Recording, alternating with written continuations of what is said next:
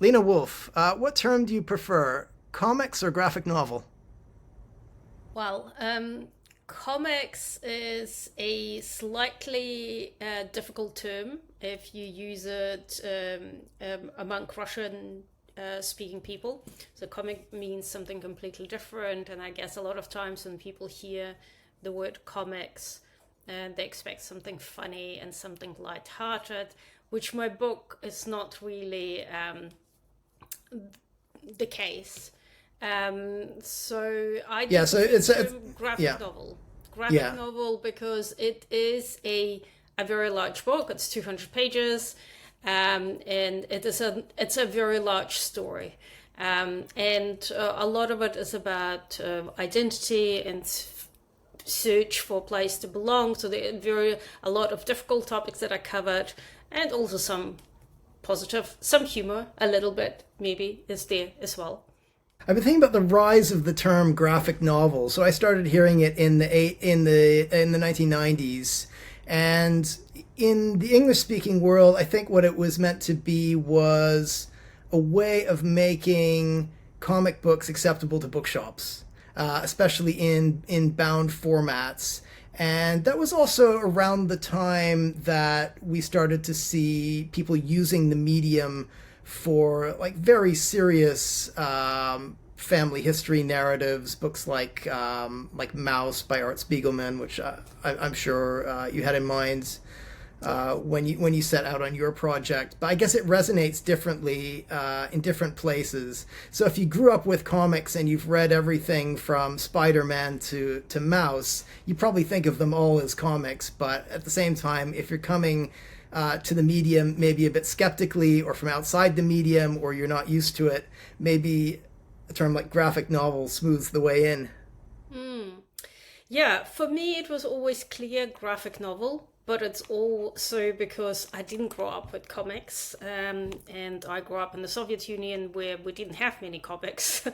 And I guess when we migrated to Germany, when we arrived in Germany, I my first graphic novel that really influenced me and made me realize, oh my God, there's a different way to tell your story was Persepolis.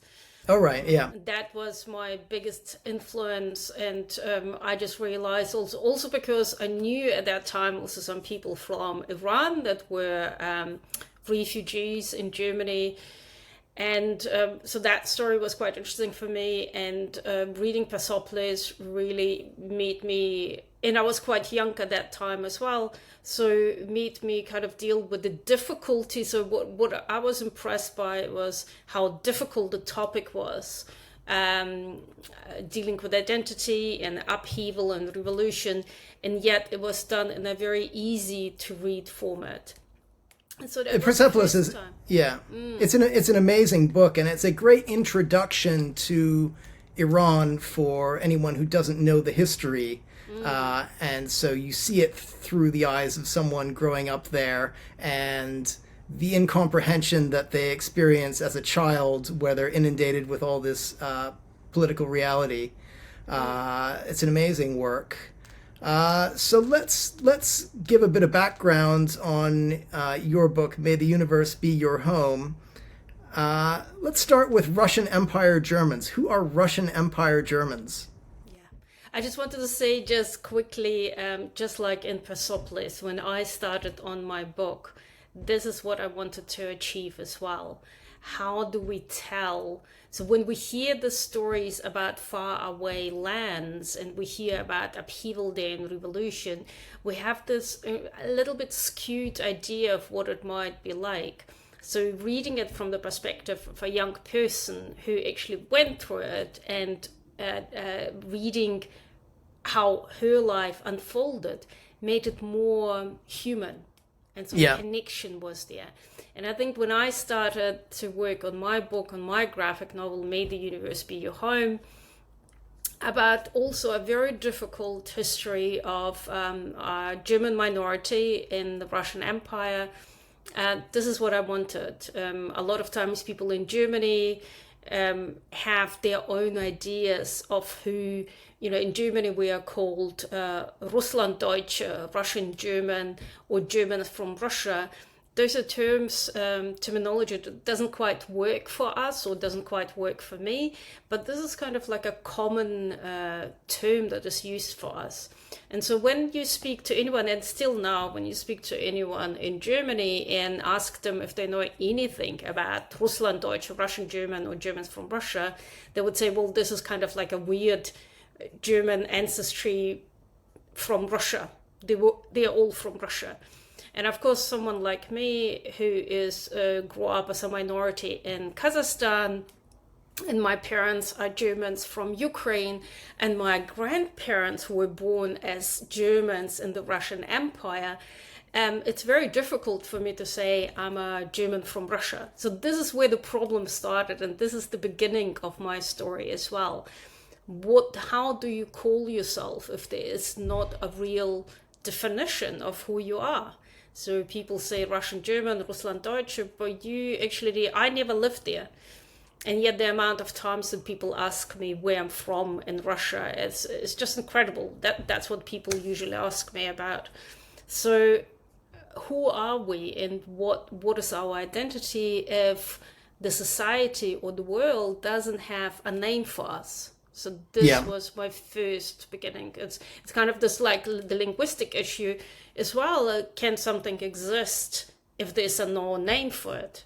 And this is how I feel. There is no name for me, who I am. So that was the beginning of my story, trying to understand who I am and how to call myself or what to call myself. And also tell the story of this minority that not many people know about. And I guess because this population that lived in the Soviet Union and the USSR is now getting old, and the young generation that is now, because most of us, we moved to Germany in the 1990s, late 80s, 90s. This generation now, there are quite a lot of were born in Germany, and so those people I knew that were born in Germany, they don't know their own history or the history of their grandparents or great-grandparents. And so for me, It was quite important to put something down and tell it in a way that will connect with young people and with older people. And Persepolis was a great influence. I have it even here with earmarks. And one of my other very favorite book is Grass. This is also has a lot of kind of marks in it because I used it quite a lot. This is a Korean author, and it's about comfort woman in Korean comfort woman in during the Japanese occupation. And so this is in black and white, but beautiful illustrations, and told from the perspective of a young person as well. But later also she meets up with the people that she interviews the people that lived through that. So it's kind of like interviews of those people, what happened to their lives.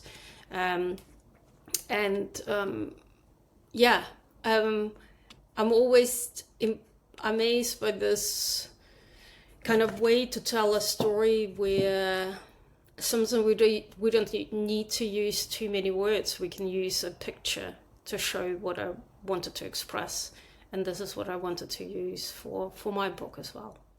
So I'm not sure if I answered your question.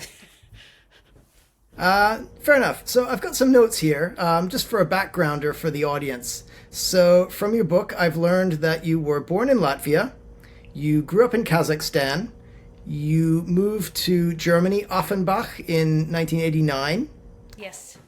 You later lived in New Zealand, and then you turned up in London, where we both live. Yeah. I've got a historical backgrounder also from your book on the Russian Empire Germans. So Catherine the Great, who was of German background herself, the Russian Tsarina, invited Germans to move to Russia in 1763 through a manifesto. Mm-hmm. so a large German population took up residence in the Russian Empire under a German empress. That's correct. Yes. And they were still there when the Russian Revolution happened in 1917. A lot of them left. A lot of them left for North America and even South America. That's correct. Yes, that's exactly, yep. They were hit very, very hard by the famines that accompanied the Russian Civil War and later Stalin's collectivization. And then in 1941, when Nazi Germany attacked the Soviet Union, there was a decree on deportation of what were then called Soviet Germans. They were not trusted because of their ethnicity. They were scapegoated because of their ethnicity, and they were thrown across the continent in train cars to Kazakhstan in the cruelest fashion. Mm. Yeah. Yes, that's correct. Yeah. Mm. Yeah. And that's your family background. So you're descended from people who had that experience. Yes. Yeah. Yeah. Exactly. So, unfortunately, I have to say that every single German from Kazakhstan, as I would say, or German from Siberia now, would have that experience because everyone was deported, women and children and old people. And men were usually executed or sent to gulags. I guess you were lucky if you were put on a train. There were many executions happening for men. So, yeah, so as you can see, just your description right now, I think just made me realize, so yes, we were Germans that lived in the Russian Empire. And when I say Russian Empire, and why we have this issue now with definition, is Russian Empire was back then consisted also of Ukraine. So we had Germans that lived in Ukraine. Volga region is probably the most famous one. Most people know about it also because there was a Volga German autonomous socialist republic that existed, I think, for about 17 years, or was disestablished in 1941, and was relatively large with over 600,000 people. And within those 600,000 people, about 2/3 were of German ethnic background, and the rest of people were pretty much a mix. They were, when I looked at the census, when I looked at the people that were there, it was, what really I loved is this multicultural aspect of it all. So there were Ukrainians and Russian and Chinese and Persian and French and Belgium. And so there was this and people from Poland. So there was this a mix of all those different people that lived in this area. And this kind of international aspect of it is something that I really enjoyed reading about. And that also goes with the stories of my grandma, both actually of my grandmas, those stories when they were telling me about the time before. It was always the time before was the time when they were young. In my mind as a child, it was just called the time before. It was just one word. So so they used to tell me about this. My grandma would tell me about it. They had land, and they were farmers and were selling goods, and they would get to the market, and then at the market they would meet people, Chinese people, and you always bought porcelain from them, so you kind of you knew. And then you met Greek people. They were Greeks, so she would tell me about the Greeks, and she would tell me about all those other different people, and French and so on. And I would listen and think, goodness me, what happened to all those people? What happened to this internationality back then, before the revolution or just after the revolution? But that was, it was kind of gone. So yeah, those people that didn't belong, or maybe they were deported as well. So yeah. And we know that majority of people were deported. We know about the Koreans, we know about the Tatars and many other ethnic groups that were deported. In fact, I think according to my list, there were about 22 groups that were deported. So this international aspect I quite liked, and I wanted to, by telling my stories, so what you just summarized here is correct. So we lived in the Russian Empire for almost 170 years. So this is quite before 1941. This is a very long time. So I think if you look in generations, there's probably about 7 generations, if not more. So it's a very long time. If you think about New Zealand, there probably people haven't even been there for that long. But, it's a very long time to be in a place. But 1941, we were all accused of collaboration with Nazis, and that included women and children and everyone else. And everyone was, and I guess it was a way to punish them as well. So you have here people of German ethnic background. Why not punishing them? And I know that US and Canada had similar experience with the Japanese during the Second World War. Similar, but not quite the same, right? Not murderous for the most part. No, cruel, but not murderous. Exactly. I do have this wonderful book by George Takei as well, which I also enjoyed reading very much. I didn't know he'd done a graphic novel. So he was in Star Trek, right? Yes. And he was interned as a Japanese American during World War II. So so he's written this book about his childhood. Yes. Okay, I didn't know about that. Yeah. So this is a story about his childhood and internment in one of those camps. And again, it gives you, sometimes we think we know this part of history, but I guess reading it from the perspective of a child and his parents and his family, how they were affected, really gives you a bigger perspective. Before I started working on my graphic novel, this one was actually one of the catalysts for me to start working on my book. And it's because most of the time I felt like before I started working on my book, I thought, well, maybe this is something that people wouldn't want to read. Or maybe it's something that I shouldn't write about because it's history of the Soviet Union and it's just too difficult. And maybe every country has those dark secrets that we don't talk about. So reading this, and I just realized, well, he can write about it. And why can I not do it? And of course, it came also with this idea of us German from the Russian Empire being silenced as well. This is something that I grew up with as well in the Soviet Union. So one thing is that we were deported and sent to gulags and sent to Siberia or Kazakhstan and put in special settlements. And that is until 1955. So we cannot forget that as well. So it's 10 years after the end of the war. People were still under the special regime called Komendatura. And so for 10 more years after the end, where people were kind of going, okay, it's the end of the war, now we're free. No. You're still in those camps and you still need to do forced labor and you still don't have freedom and you don't have your passport. I think that was as well. So that was quite interesting. And there was a time where Germans were not listed in census. So physically, literally, we did not exist on paper. So we were invisible.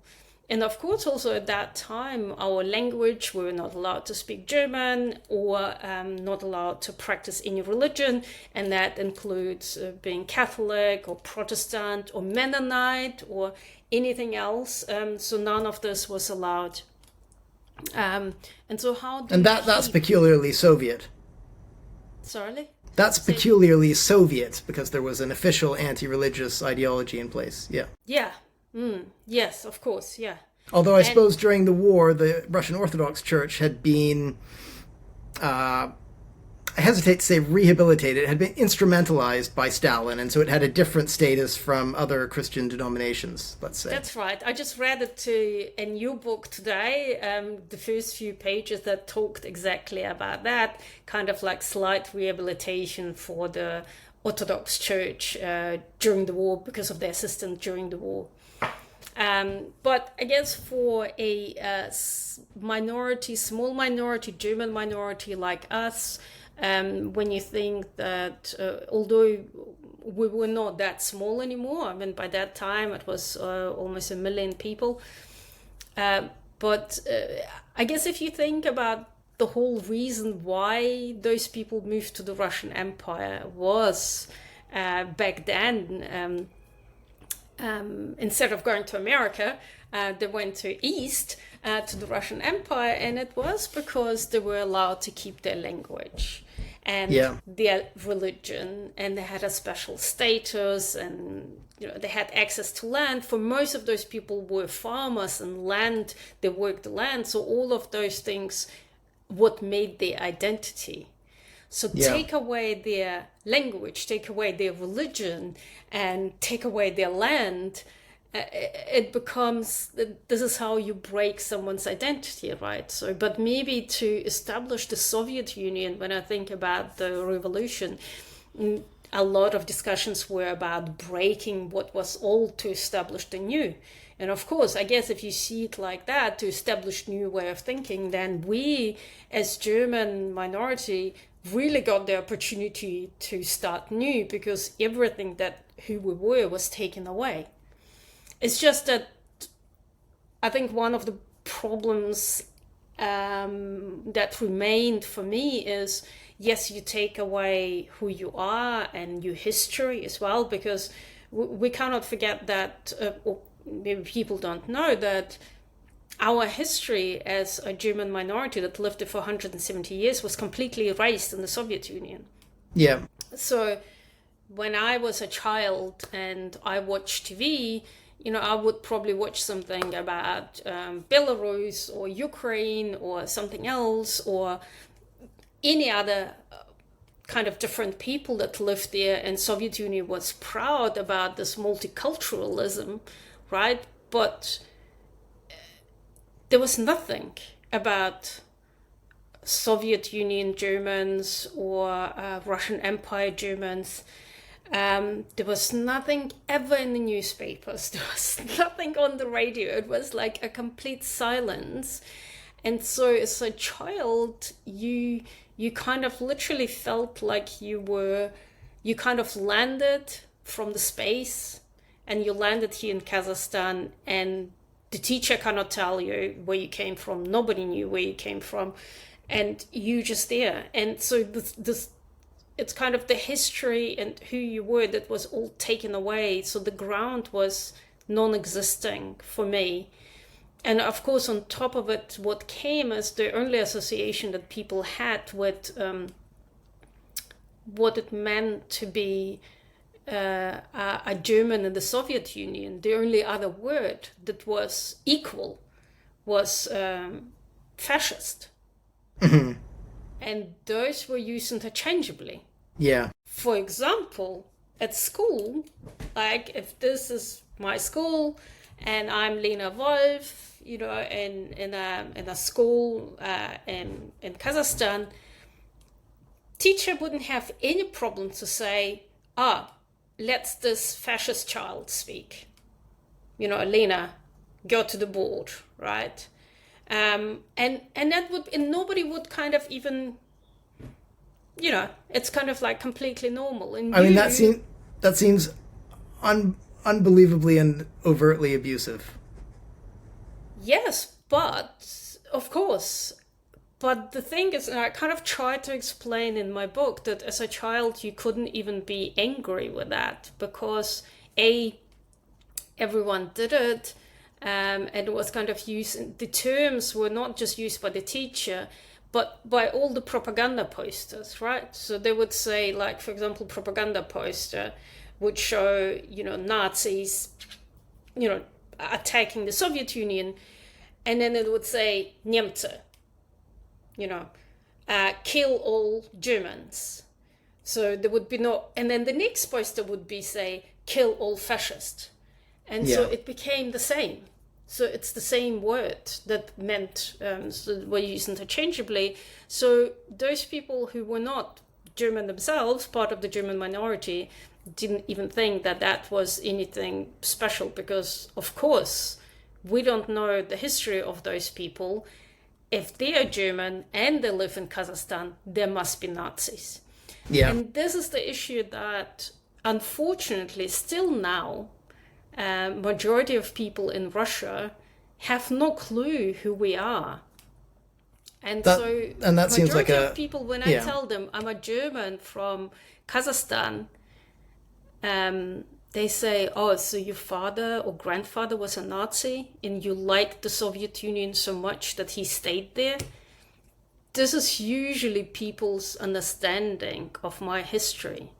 And so, as you can see, it was incredibly important to write this book.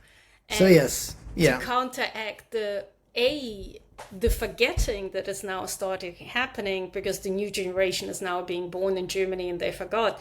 But B, to counteract this erasure of our culture that created this, in a way, I guess, disinformation, because taking away information is also disinformation in a way. So most people, I have to say, in most Russian like even in, most people from those areas, if they're not specifically from Kazakhstan, maybe certain parts of Kyrgyzstan or maybe Siberia, would not know who we are still now.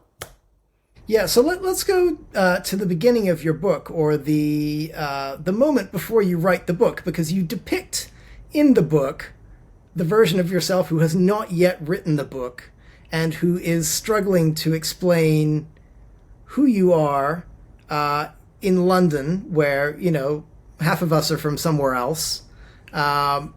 And, well, I guess there's a lot of historical trauma of different types that washes up in London, and a lot of people in London have mixed identities. But you have a scene in the book where you're meeting some friends in a coffee shop, and the barista comments on your accent and asks where you're from, and you start trying to explain, and you don't really succeed, and then the conversation continues at the coffee table. So is that something that happened all the time? And this is very kind of light version of what happens all the time. Yeah. So I always say that being a German from the Russian Empire, or whatever term we use to describe me, I guess the problem of the issue starts that with the lack of terminology to describe someone like me, who I consider to be a German from Central Asia, but people have never heard of anything like that. So absolutely. So I think one thing that you mentioned is London, and kind of makes me think of New York as well. I think the reason why I love living in these big cities is because everyone is from somewhere else.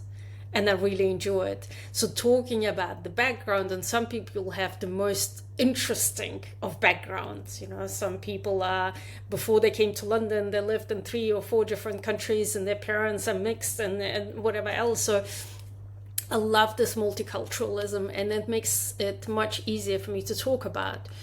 And so, but yes, still to answer this question, I remember times where people asking me this question would literally take me probably 10, 15 minutes trying to explain who I am, because how do you summarize it in just one sentence?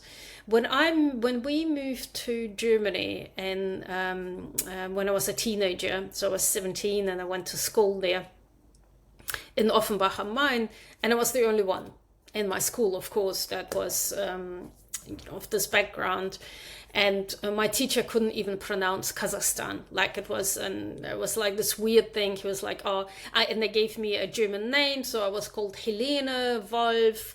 And it's like the German of the German name. And then they see me, a person who's definitely socially and linguistically is very different to a proper German person who was born and brought up there. So I was socialized in a different country. And I spoke this weird, also partly old German as well. So that was all kind of very funny. And I had this name that they gave me called Lena Wolf. And Helena is a very kind of oldish name that you kind of associated with grandmother. So it was this weird thing of seeing this 17-year-old with this name, old German name. And then she would speak this partly old German or kind of strange German.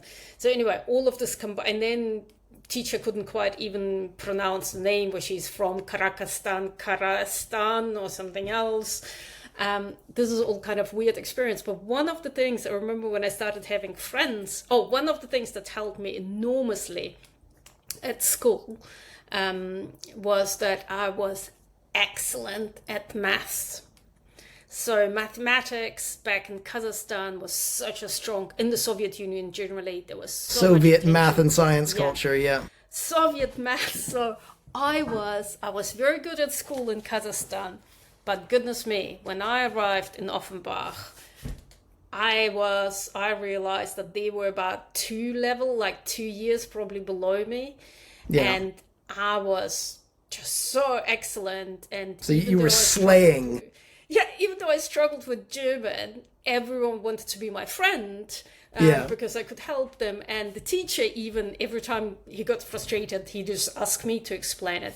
And it's the same with physics. So I was excellent in math and physics, and I ended up having it as my Leistungskurs, my main courses, my main subject at school, which kind of gave me this opportunity to have a higher marks as well.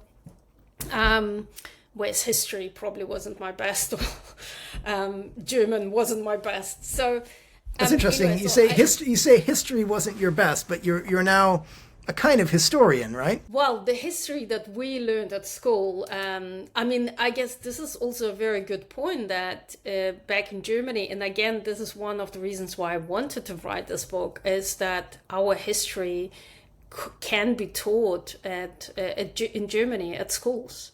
So this is something, and I would like to have negotiation. Like I would like to speak to people, and would like eventually organize kind of my book as being part of the lessons in Germany. And I know they're now.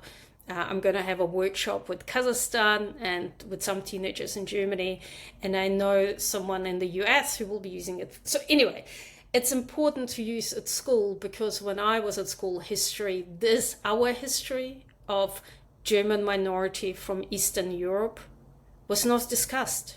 Yeah. Even though we know that about 12 million people were marching the roads after the Second World War from all the ex-German areas on the way to Germany, on the way now to defeated Germany and bombed out Germany.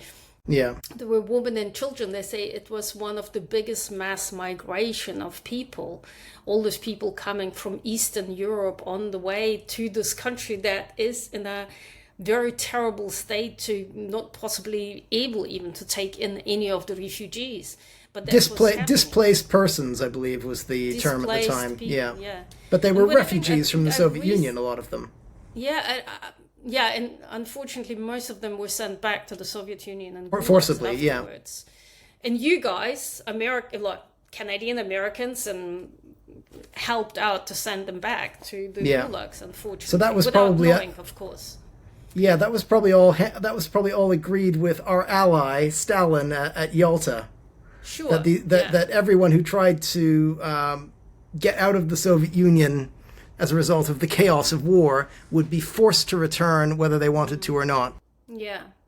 But that was, of course, another tragedy, because a lot of people, especially Germans from Russia, from the Russian Empire, from Ukraine, who managed, like families, women and children who probably lost half of the family on the way, who finally managed to get to Germany and to the safe areas of American kind of zone, thinking they would be safe, only to realize that no, they will be put on trains and sent back. And even though Stalin promised family reconciliation, of course, none of it happened. They were reconciled with the bones of their loved ones. They were all sent to Siberia and to gulags.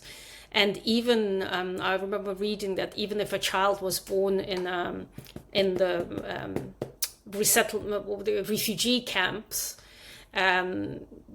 the child had, they basically said, you can either leave the child here, but you would have to go back to the Soviet Union, or you take the child with you. And so that for mothers was an incredibly hard decision. Do you leave your young child, baby behind, but knowing that the baby will probably survive and will be adopted, or do you take it to sure death to Gulag. So there are horrific stories about it all. But anyway, it reminds me, about 250,000 people were repatriated. That's a very large number of those who felt safe in the zones, in the refugee camps. And as I mentioned before, I know Leonardo DiCaprio's grandmother was in one of those camps, and then in fact his mother was born in one of those camps, and they managed to stay and survive. They were not sent back, and what kind of miracle it was, I don't know. The image of people trying to leave children behind, it reminds me of the collapse of Kabul, right? People trying to hand their babies over the concertina wire so that they could get on the last planes out of Kabul. Oh, I see. I think the same thing happened in Vietnam. The last helicopters out, there were South Vietnamese who were trying to hand off their babies in the hopes that they might have a better life. Of course. This is what a mother would do. But I guess that kind of shows the tragedy of the situation. Yeah. So I can see that I forgot the question that you asked me. Well, we were talking about the beginning of the creative process. So you were struggling to explain who you are in London. And I guess a lot of us Londoners have a version of that. We have somewhat mixed identities. It takes a bit of explaining, why we're there, what we're doing there, who we are, where we come from. But in your case, well, it was linked with very traumatic history. And it's a history that you begin telling through your grandmother's story, your grandmother, Amelia. Yeah, exactly. So how do A, not have a term to call yourself, and B, as you rightly said, to tell who I am means to tell the tragedy of our history. And do you want to tell that every time someone asks you about your background? Yeah. So that was a difficult issue on its own. I remember times also in London when people ask me about who I am, and I would have a panic attack because I knew that I would have to explain to them the history. And that also, some people don't have the attention span to listen to it, right? So they kind of leave you half sentence and they just go on. Because all they wanted is for you to say, I'm German, or I'm Russian, or I'm Kazakh. And for sure they would have accepted any of those answers, yeah. Possibly, yes. And eventually, and at some stage I started saying it. But what I wanted to say when I got sidetracked by my school times in Offenbach is that some of my friends, after we came, like the first hurdle of getting accepted, but once I started having friends, one of the things I was really jealous of my friends is when they said, they would say, oh, my life is so boring. Like, my mother was born in Offenbach. I was born in Offenbach. My grandmother was born here. My grandparents were born here. Like, we're all from Offenbach. And I would sit there and think, I wish I could say that. What a beautiful one sentence to know the place where you belong. Because in my case, it's, I was born in Latvia. I grew up in Kazakhstan. My parents were deported from Ukraine. Before that, they were in the Russian Empire around Rostov region, the grandparents. And before that, they were back in Ukraine because those people always looked for more land. So they moved from one place to another for more land. And they had like 10 children every time, so they needed more land. So there was a lot of movement happening. And I don't think that anyone in our family lived anywhere more than 50 years. And then, of course, on top of it, we migrated to Germany. So my migration started again, right? So it's like it's a new. So how do you describe all those influences? And one thing that makes me remember my grandma Emilia the most is because when she was... when I was young and I would go and buy milk, in Kazakhstan, as I don't know your experience of Russia, but back in Kazakhstan, there were queues for everything, right? Like milk. I got to Russia after the queues. Yeah, okay. I first went there in 2003. I think they mostly solved the queuing problem. Yeah. Yeah. So no, we had this wonderful queue culture, right? So I would be like, people adapted. So I would go, before I got to school, I would be in a queue. Then my mom would come, and then she would be in the queue, and then she would have to go to work, and we're still waiting. And then my grandma would come, and then she would wait, and eventually get her milk, possibly, or maybe a piece of meat even, which was that was luxury. But thankfully, we were all my grandparents were great farmers and knew how to raise. So we had gardens and animals, so we kind of lived very sustainably. But what I want to say is, like, I remember going and queuing with my grandmother in Kazakhstan, and my grandma had this really thick German accent. And so when they were deported in 1941, they only spoke Russian when they went to the market and so on, and her education was in a church. So everything was in German, and they lived in a German village called Blumenfeld, with a church. And which was in Ukraine, right? Before they were deported, yeah. And before that, she was born in Gnadenfeld, which was Rostov-on-Don region. It was also like a Catholic kind of village, because back in those regions they didn't mix. So we had the small Catholic village, the Protestant village. There will be a Jewish village next door, and Greek, and also Mennonite, and they kind of all had their little churches. So people didn't mix. Even when people spoke the same language, they stayed in their villages. So it's quite interesting. So like my father, it's a different story. But my father grew up when he ended up in an orphanage. He was sent to an orphanage, to the building. Now for those children without parents, because they were sent to gulags or whatever else, or executed.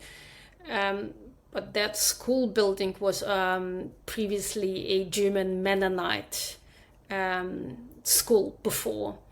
So there was German Mennonite village, and of course all the inhabitants were either executed or sent away, or maybe they left to Canada if they were lucky enough and did it early enough.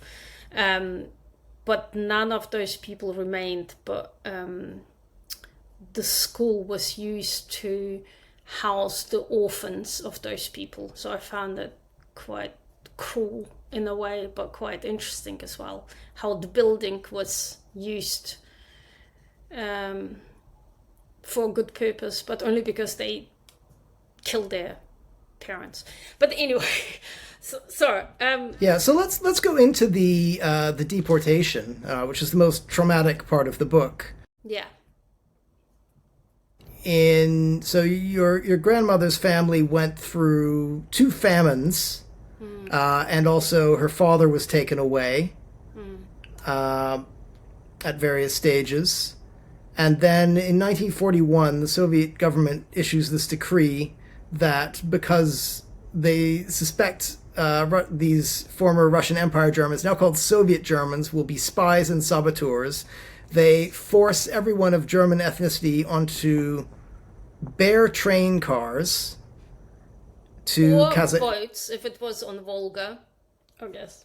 To Kazakhstan and Siberia.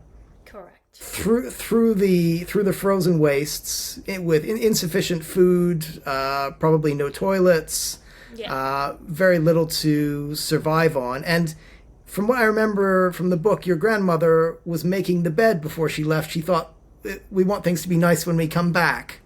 But then they're told that actually they're never going back. And by the way, their menfolk from whom they've been separated, they're not going to talk to them either because they have no right of correspondence for 10 years. And so ultimately, those who survive, because many of them didn't survive, many of them died on the train and were thrown out of the train along the way. Those who survived end up being dumped in a snowy field in Kazakhstan where there's no habitation and having to build shelters out of the snow or walk to a village to find local Kazakh people to help them. That's correct. Yeah. Yeah. So you described the story really well, and it is also illustrated in my book. And by the way, I just wanted to say that if you look at my book, I'm not sure if it's visible here, but we have this gray, kind of in the middle, this gray part. And this gray part is that we specifically kept the edges gray. This is the story of deportation. Yeah. And so, and kind of also to show, yes, we have this really dark history that is part of our history, and kind of became part of our DNA, I guess, our story that we tell. But yeah, you rightly, thank you for summarizing it, exactly that. So people, when they were taken, they were really just told they will be sent on a train. They were not told how long the journey will be or how long it will be. So people did think that it will come back. And at the train station, only to realize the train station, because majority of men by that time were arrested or executed or something else. But there were still some men remaining, and then also at the train station they realized that whoever remained, young people as well, it could be boys as young as 16 or 17, they were all separated, or all the men separated from their families and sent on a train in a different direction. And still nobody told them, never told them how long that journey will be or how long they will be away.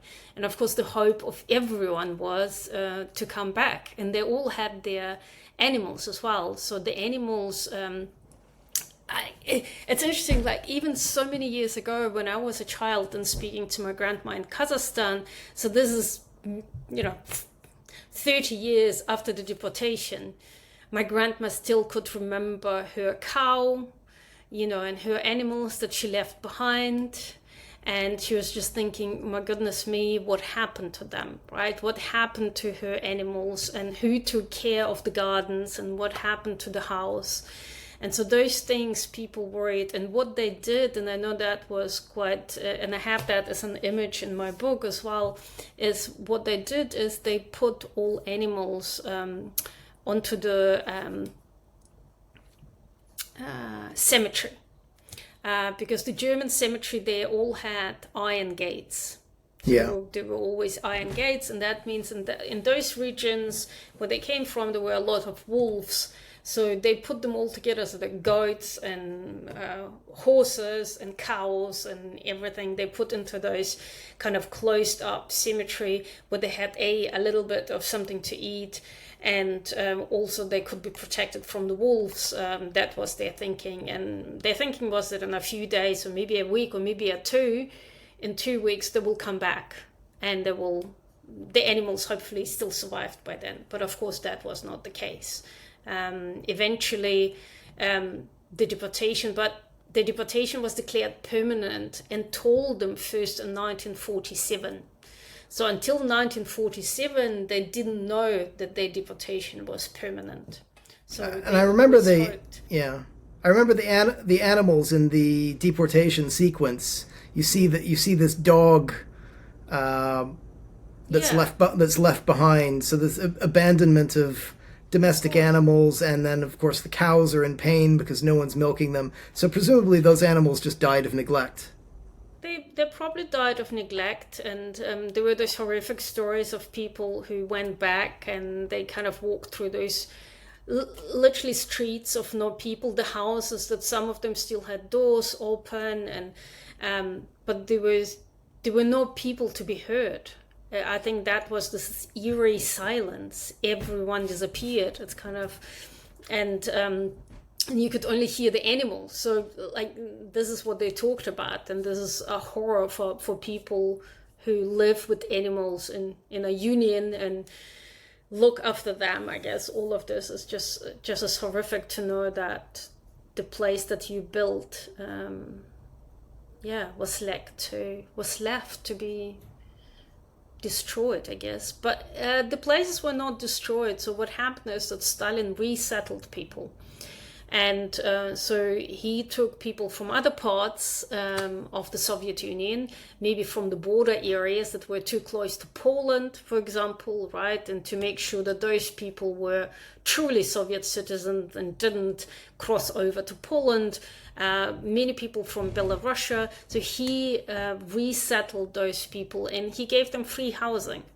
So, and we know that was the case, and also because my other grandmother, Josephine, the book that I'm still planning to write, the second one, my grandma Josephine, when they told him more or less, 1945, when the war finished, and she was by that time already in a forced labor camp with my father, who was a child. When the war finished, and she was rejoiced, of course, thinking now they will be free finally and they will not be forced into this labor camp. It was called Trudarmia, labor army, which was equal to Gulag. And and they told them that the deportation will be permanent. She escaped. So she escaped without papers. So they didn't have papers. So they didn't have full citizen rights. And so they didn't have papers. So she escaped and she took my father. And they walked all the way to Ukraine, to their house. From and Kazakhstan? That was a miracle as well. From Kazakhstan? From Kazakhstan, yeah. I mean, that on its own. Can you walk?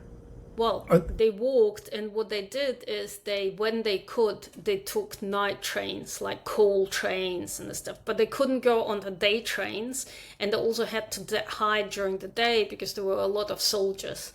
And of course, because they didn't have papers, one of the first thing, documento, paper, this is one of the first things that everyone gets asked, and if you don't have papers, you get arrested straight away. So they had to hide during the day and walk during the night, or if they could, jump on those trains, but they didn't have food, so there was starvation. And there were times when my grandma said, my father, that was the time when my father swelled up from hunger. Like he said, he just was filled with water as a child, and he just got so sick they couldn't move. And then that was the time when my grandma, she said, she sat under the tree and she said with her son, she said, well, that's it, that's the end of it, and at least we tried. But she said there was no other way anyway, because would she have stayed in this labor army, forced labor camp, she would have died anyway with her son. So in a way, it wasn't really a big choice. It's a choice of walking to your home and dying, or dying in a camp. So she chose that harsher way. So and even if she got home, the place would have been ethnically cleansed and resettled anyway. This is the story. So this is the story then that my father could tell already, because he was big enough, and of course by that time he suffered from hunger and cold and didn't have shoes, and they really relied on just whatever they got. And I mean, they said that sometimes they took the food of like that was there for animals, right, or whatever they got from people, but people didn't want to feed them because they were fascists, right? So but despite all of this, my grandmother, both of them, always talked about the kindness of strangers as well. Like she said, when this Josephine grandma, when she was under this tree. This is your paternal this is my different grandma, Josephine. Grandmother. Yeah. So not the grandmother who was sent from Ukraine to Kazakhstan. Well, they both. They both were. Yeah, but they both. So you're. Let me clarify, because I've read about your maternal grandmother, who's the main subject of the story, and the one you're talking about now is your paternal grandmother, whose story we don't yet know because you're planning to write it as book 2. Correct, exactly. So this is the story of the book 2. I guess I just wanted to bring an example of kindness of people as well, at the same time as cruelty, and how they coexist. Because when my grandma Josephine with my dad, that will be told in book 2, were at such a terrible stage that they knew they will probably die and were prepared to die. There was a Russian woman that found them, and she brought them inside. And that was forbidden, of course, and she could have been arrested. But she kind of looked after them and gave them some food and until they recovered. And it all had to be done, like they were not allowed to leave the house. It had to be done very secretly. But she said she lost 2 of her sons, this woman who took care of them, and that she just wanted to help another child and to survive. And so this is kind of, I guess, what I always found interesting in my grandmother's stories is this: you experience this cruelty from the state and those young soldiers, and that really brutal, didn't care if you were old or sick or mother or child. And then you have those wonderful, kindness from a stranger, from a Russian woman who didn't have to help them, and yet this kindness was there. And those are the 2 things that I always wanted to emphasize, in my book, because those are the stories what was important for my grandmothers always to say, because they always used to say, it's not the people that were that horrible, it's the state that made them do certain things. But it doesn't matter what, they're always good people. Maybe you would say good Christians. They didn't say the name Christians, they would say just good people, because you couldn't use religious aspect in that time. So good people, doesn't matter where you are, Kazakh or Russian or Ukrainian or German or whatever, everywhere they are good and bad people. But so when my Grandma Josephine came back to Ukraine before she was arrested, they came to their house, and that house was occupied. And those people told them to, get away. And even when my dad is still traumatized, but my grandma said, like, even when they said, well, can you give us a blanket or maybe some clothes of our clothes, because they could see all the furniture and everything was still there. When they opened the door, they said, can we have at least like a coat or blanket? And they just sent them away and like animals. And she said that even a little painting that her husband, my grandfather, framed, a little drawing that my dad did, and was still on the wall of that house. And they said, well, can we just take this, because she didn't know where her husband was. That was kind of the last memento. There was no photos of him, there's nothing. And they even didn't give that. And they were sent away, and then she was arrested and she was sent to 20 years to Vorkuta, which is... That's in the far north, right? This is far north, 150 kilometers north of Arctic Circle. And she received 20 years in a woman gulag.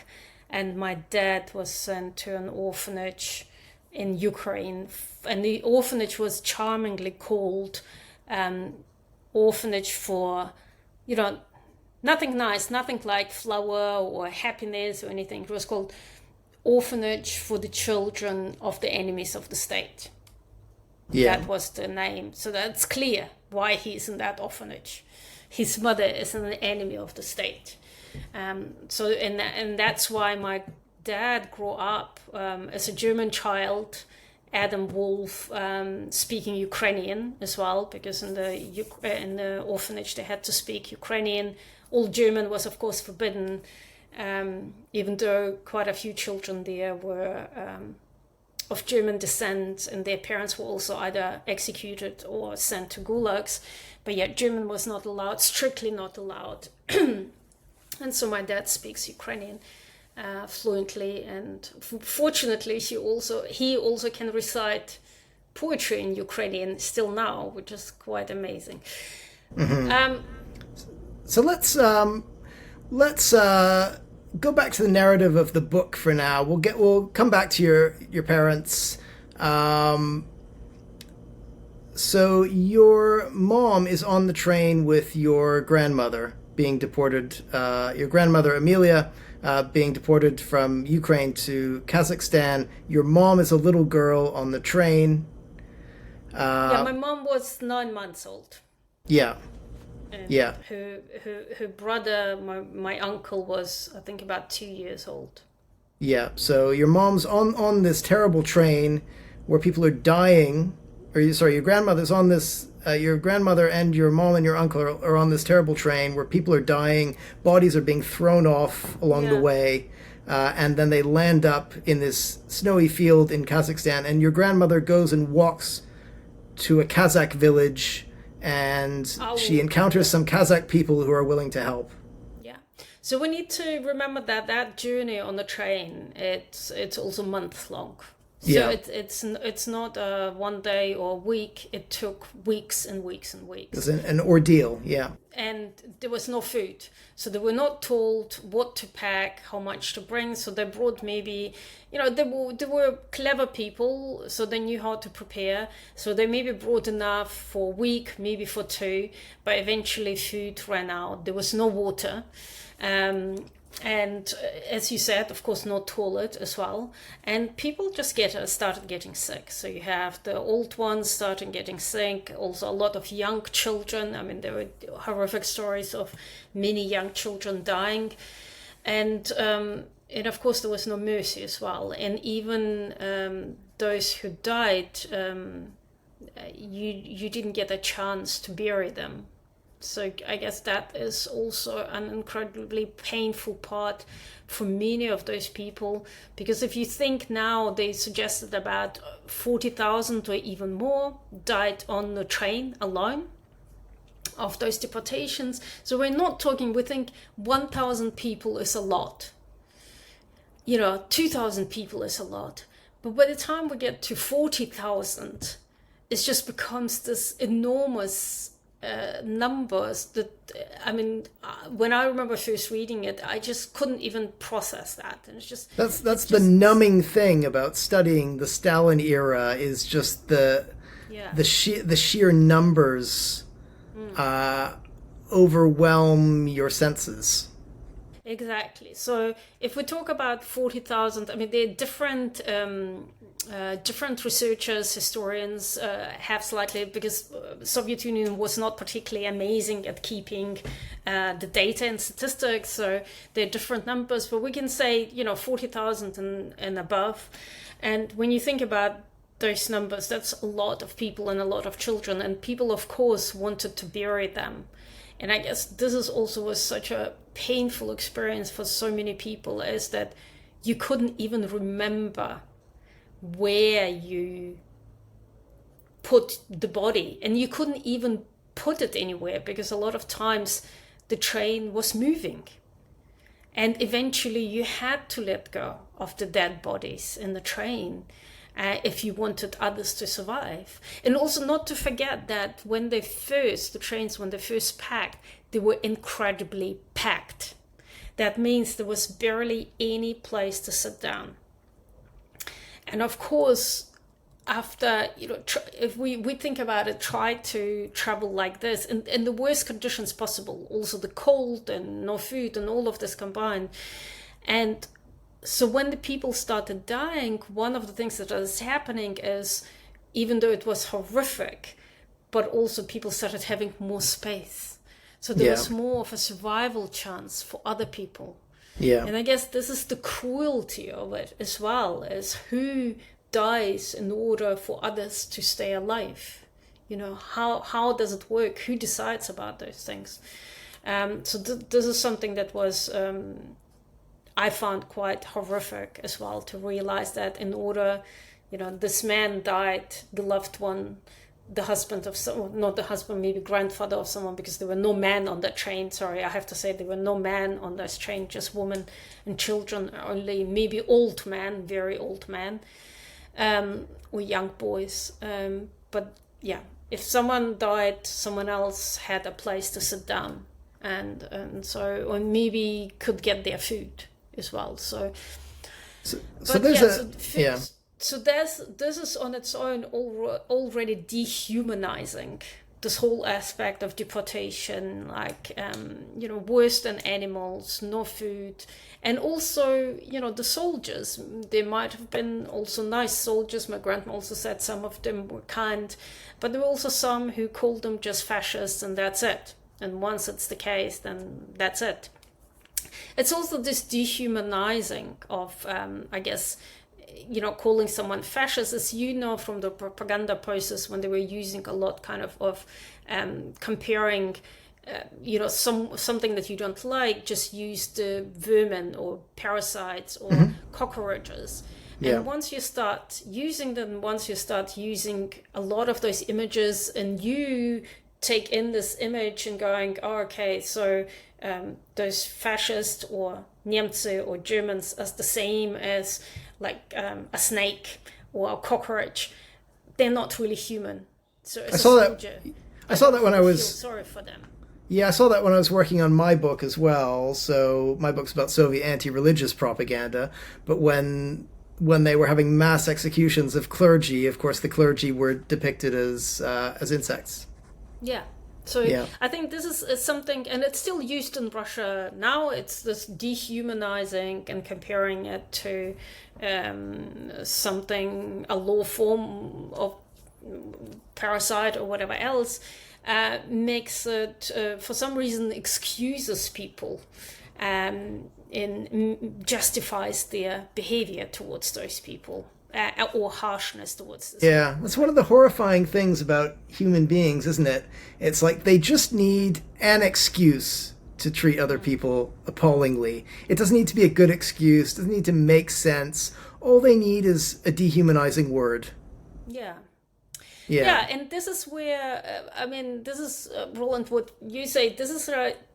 I think the whole history of Germans from the Russian Empire, or Soviet Union Germans, is a wonderful study of our psychology as a human being, right?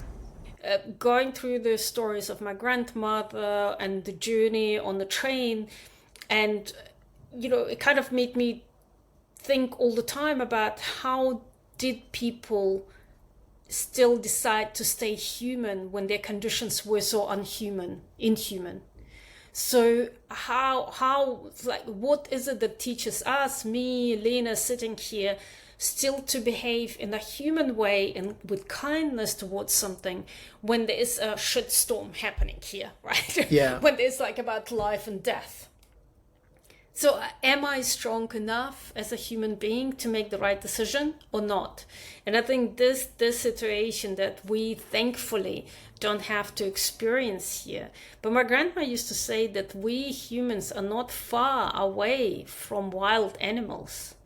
If you take away food and if you take away comfort, you don't know how people will behave. Yeah. But then if those who really have the strong character and really believe in the right things, the strength of the character will shine. But a lot of times people become worse than wild dogs, wild animals. So, and unfortunately, I think we're only a little bit removed from those behaviors. Put us in an extreme situation, you never know. So we moved from the train, we go from the train, and they arrive in a very snowy Kazakhstan. Yeah. And you need to. I don't know if you've ever been to Kazakhstan. Kazakhstan. I haven't. No. Beautiful part of the world, and I'd just like to say that Kazakhstan is the 9th biggest country in the world, so it's massive. But it's weird that your teacher in Germany hadn't. I was just thinking when you said your teacher couldn't pronounce Kazakhstan, I just thought, do they have a globe in the school? Like it's right there. It's pretty big. I think Eastern Europe in Germany is so unpopular that people in Germany, especially, that people are quite happy not to know it. By the time everyone could pronounce the word Kazakhstan, as after Borat the movie came out, that was I'm sure that did you a lot of favors. I actually loved Borat. I loved Borat. And it was specifically because of that. I know that he didn't represent Kazakhstan. He has nothing to do with Kazakhstan. People don't look in Kazakhstan like that. But for me, it was the very simple thing, one little step that meant a lot to me, that the next time I said I'm from Kazakhstan, people could pronounce the word. And actually had, even I'm surprised. if it's not a correct, but had some kind of an idea what it was. I'm surprised that you didn't find it profoundly annoying. It's my personal reaction. I didn't take it personally. I actually thought that he made my life easier.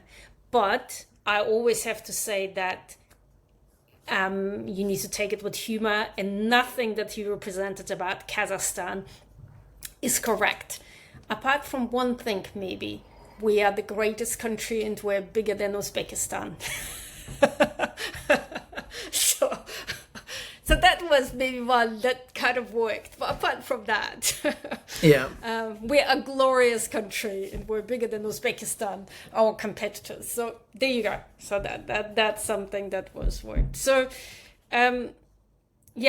once they arrived in Kazakhstan in 1941, so this part of Kazakhstan in December, so they arrived in about December, is brutal. So when we think about Kazakhstan, is when you think about Siberia, the temperatures, Kazakhstan is very much at that level. So in our city called Aktobe, where I grew up, which is the northwestern Kazakhstan, winter temperatures, I'm talking about Celsius, maybe you can translate it, is quite common to be minus 40, minus 41, minus 44 Celsius is when the schools are closed down. Yeah. So it's incredibly cold. Plus, we always get burya. It's like a snowstorm and wind and real force, right? So if it's sort of real, I don't even know what to call burya. It's like snowstorm with wind and what do you call it? Blizzard's going through, and so you need to be really careful in the city. So people kind of learn to live with that. But I've never experienced quite those weather conditions, but for people who haven't experienced very cold weather, I think the moisture on your eyelashes frosts up at about minus 30. Yeah. It's quite normal that when you are, for example, back then when I was a child, when you are waiting for a bus at the bus stop, and because you get frostbites very quickly and you don't feel it, so it's quite normal to people come up to you and rub your cheeks, people that don't know you, and it's a favor. Because you don't know that you have frostbites, and once it's there, that's frostbites. Your skin is damaged. So it's quite normal that it's random sometimes, but a random person will come up and do that, but they know they do you a favor. So so those people, those women and children were dropped off in this snow, and of course Kazakhstan as well doesn't have many trees, so it's steppe, so it's very flat. That means the wind and the blizzard travels really fast, and it gets really cold. And so my grandma said they knew straight away they need to build like an igloo. But again, it was a train of women and children, and majority of them were exhausted. Need to think it's like about 4 weeks or more than 4 weeks on this train with no food, really cold. Half of the people are dead. People are mourning, people are crying, they're just tired and sick. But she knew, and there are no men with knives or anything like this. That can provide some strength. So my grandma knew that they needed to build protection, a type of igloo type of things, and that's what they did. And those that did that, so those, she said, we cut out like blocks out of snow and would put it up, and it's just to protect from snow, from the wind. And then we just huddled, like all of us, as close as you can be, all of us, and that how they survived the night. But by the morning, so many were just frozen to death and just tired. And I think sometimes they would say, like when you were so tired in the frost, you're just too tired to fight. It's just easier to just close your eyes. And so she knew that they needed help. And she also said, because when the train dropped them off and the soldiers, they just took off. They didn't even say, look, there's a settlement or we'll send someone. They were like, you fascist, you deserve to die, who cares? There you go, like little German fascist children, who cares?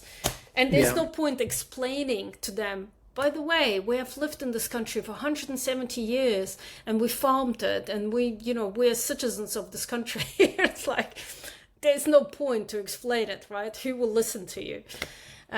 So They would just hate you for trying to make them know something at that stage, because I think, yeah, their emotional need is the dehumanization. yeah, yeah. But my grandma said that she kind of knew that walking along the tracks, usually there would be another settlement, and so, and that's what they did. And so she actually left my mother and her son, so my uncle, behind with another woman, which was a very risky, I think, thing to do. But she said as well, with a child, I wouldn't survive either. Neither of us will survive. And was a way to survive. And again, that was one of those, for me, all those stories were how harsh and how horrible it was, but also about incredible power of humans to survive. I mean, some of the stories I really think they were superhumans. Because I think, like now, when I think about me, Lena, will I survive with -40? And I just think, no way.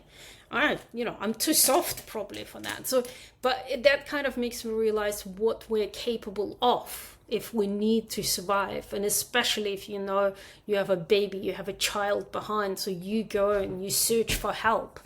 And so she and another woman, they just went along the tracks, trying to find another settlement, and they came across Aul. Aul is a German, Aul is a traditional Kazakh village. Yeah. Made out of yurts, and so they came across yurts, and this is how they got help, and my grandma was always very thankful to the Kazakh people, especially those people. They took them in, and we need to remember, now I know, back then I didn't know, now I know that Kazakhstan back then went through this terrible famine themselves. So so if you think that Kazakhstan actually by that time lost, I mean, some people say almost 60% of their population. Again, the numbers don't always, some people say 50, some people say 60% of the population to famine that was kind of instrumentalized and artificially started by the Soviet Union. Yeah, so when we say famine, we're talking about Stalin's collectivization, forcing people onto collective farms, requisitioning food. Killing, a man-made famine, yeah. Man-made famine, exactly. And I guess it's also about, again, the Soviet Union and the Stalin way of destroying all the old ways to create a new Soviet man. And in terms of Kazakhstan population that were nomadic, that meant let's destroy all the horses and the horse meat that they rely on, or the horses that they rely on, and make them into farmers that can plant wheat and whatever else. And of course that's completely removing the traditional way of life for most of Kazakh people. And so they went and killed all of the horses. And this is also something that was so important source of life for Kazakhstan, because in Kazakhstan, horse is you need it for your nomadic lifestyle, but B, you use every single part of your horse, right, for food. You use it for everything. You never just execute it and let it rot. And this is unfortunately what happened. So they would just kill the horses and let people die of hunger. And there was not even a way to move, I guess, because all the horses were gone as well. So you're in the middle of steppe with no food and no way to move from it. So what I want to say, yes, Kazakhstan by that time lost a very high percentage of the population, to the point that even until... So that would have been in the 1930s, so just under 10 years 1930s. before your grandmother arrived, yeah. Yeah. In the 1930s.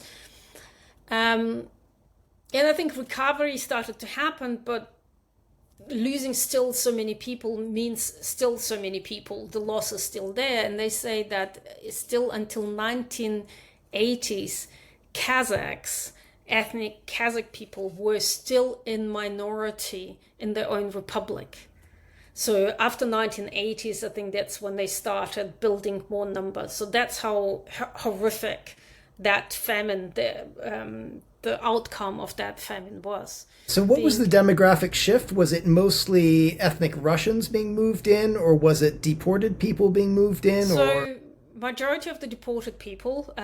So in deported people, we have, of course, Germans. And so we had in Kazakhstan, most people that I knew when I was growing up were German, the kids, Tatar, Koreans. You didn't mess with Koreans, right? Koreans were, my dad always used to say, Koreans have the best watermelon. They took over watermelon and onion plantations. And so you didn't mess with them. So if you wanted to buy watermelon, you better went to a Korean. And you didn't plant watermelons in your own garden. So was there like a watermelon mafia or what? They were like watermelon mafia, which was like a positive thing that we kind of laugh about. Yeah, because Koreans were taken from up north, from the border in Japan, and they were resettled to Kazakhstan, which was a really cruel thing as well, because traditionally they were fishermen in cold climates. And so this is the knowledge that they had, and then they were replanted to Kazakhstan, to the deserts and the steppe, where none of the knowledge of fishing or being in a cold climate applied anymore. And so again, Koreans are as well those people that lost a very high percentage of their population as well, and also language and culture and religion. Of course, all of those came with it. But eventually, like we all, I know, what are we? Refugees, immigrants to Kazakhstan, deportees to Kazakhstan. Yeah. It became part of our home. And so Koreans learn new tricks and new ways to survive. So they took over, at least in our part of Kazakhstan, watermelon growing and onions. So as you know, majority of people in the Soviet Union had dachas, like gardens that we relied on. We relied on our dacha because we were 4 children. My parents had 4 children. And it fed us. So it had all the vegetables and because there was nothing to buy in the Soviet Union and Kazakhstan, so this is what we ate. And my grandparents had chickens and meat, and this is what we would get a little bit. But in our garden, we could never plant watermelons and onions because my dad said, because Koreans are the best in that. They have like the best quality, the best price. But also if they find out that you have watermelons in your garden, they come and destroy it. So it's a little watermelon mafia, the Koreans. But yeah, having... watermelon drama in Kazakhstan.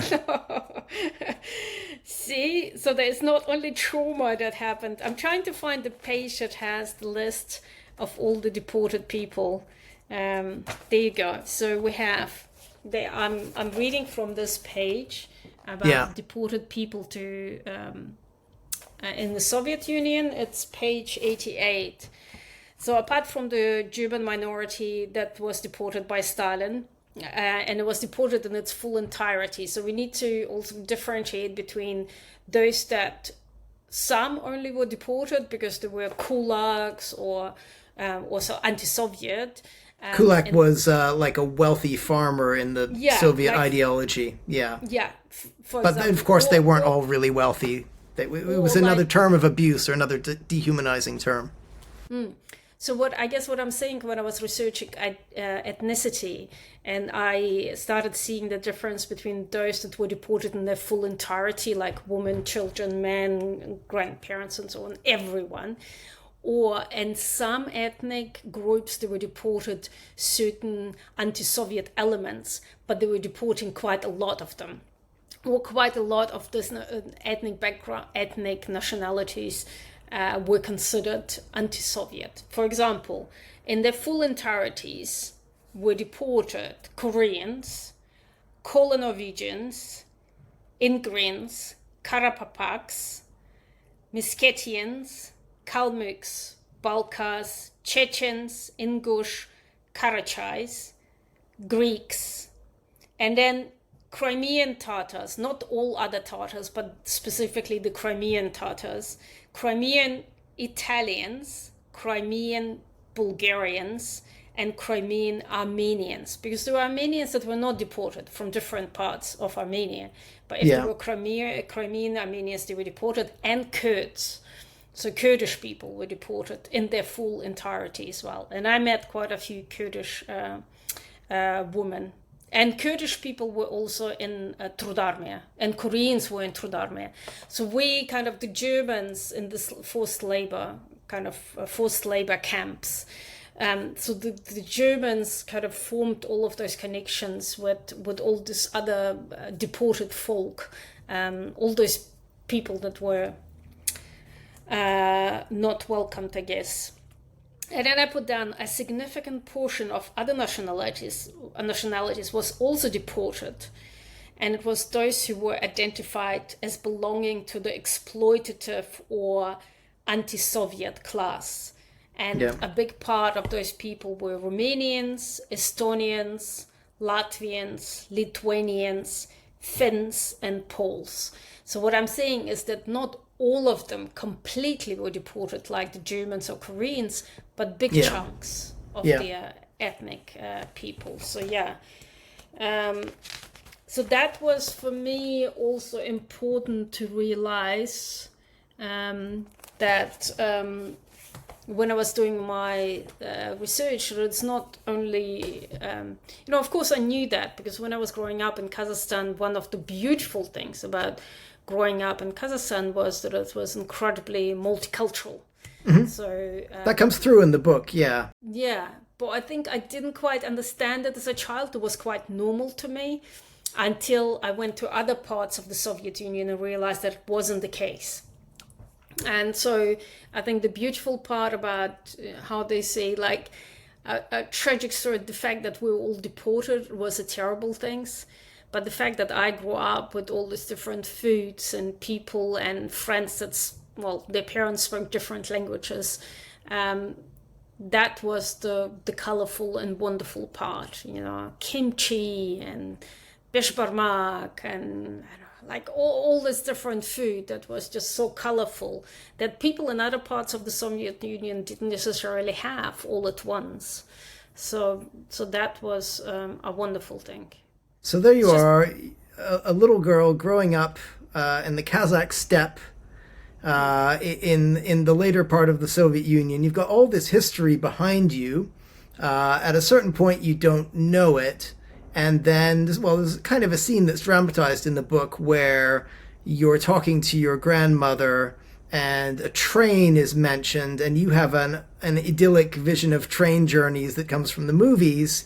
And then she starts telling you about what she experienced. What was that conversation like? How old were you?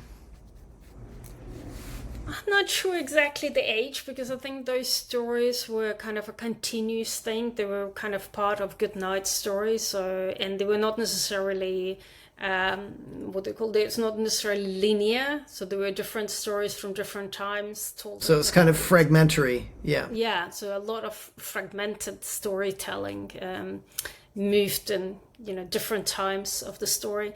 So I wouldn't quite know exactly when, but I assume it was probably around age of between 8 or 10, because by that time I kind of watched TV and I knew of watched some movies with trains, and I was just so impressed by this beautiful kind of Russian or Soviet train journeys across the country, and that was my image. And of course, when Grandma then started telling me about the journey on the train, that was my idea. My grandma in a fur coat with this full comfort and samovar on the side and steaming pot of tea, and like this wonderful, the stepper you could see from the window in the snow, and camels and horses. So these are the train journeys from Tolstoy and Chekhov. Yeah, absolutely, yeah. Something like Anna Karenina traveling on a train.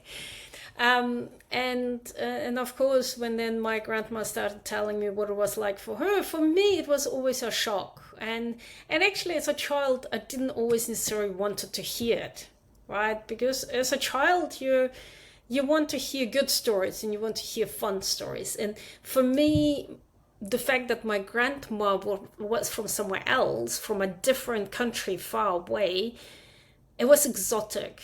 And that's what I wanted to believe. I wanted it to be colorful. And I remember once saying, yeah, but something like about my grandma being from Ukraine and Rostov-na-Don as well, like Russia, and saying, oh, how colorful. And she said, well, the only colorful thing was maybe those people that left and went to Brazil and Argentina.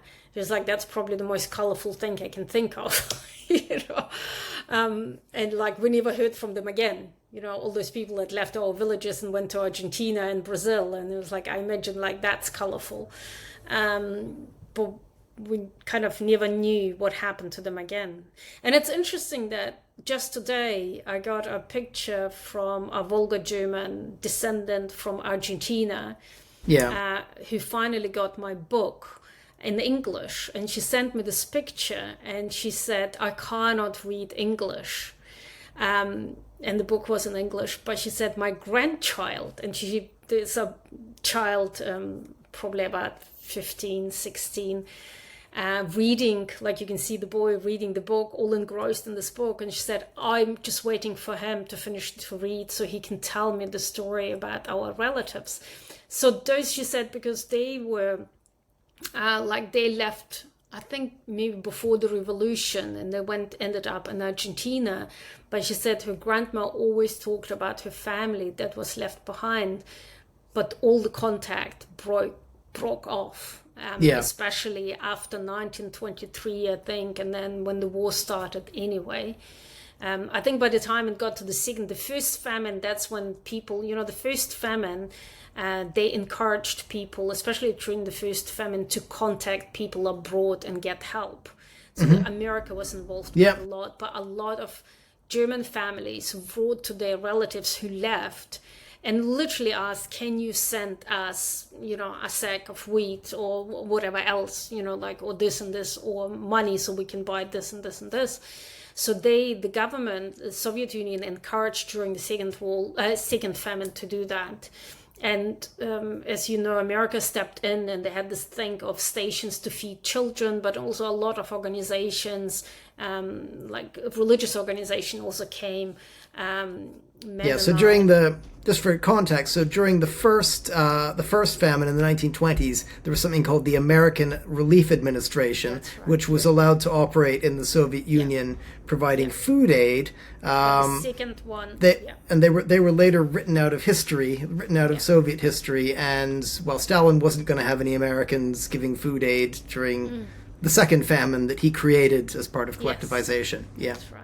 But they say that the American food, what did you call it? American Relief Administration. American Relief Administration, because I remember there was just, when I went to the US a few months ago to Lincoln in Nebraska, there was one presentation and it was about this organization, and they said there were incredibly high number of children they fed, and they said they basically helped to, that many, if not 1 million children, feed 1 million children.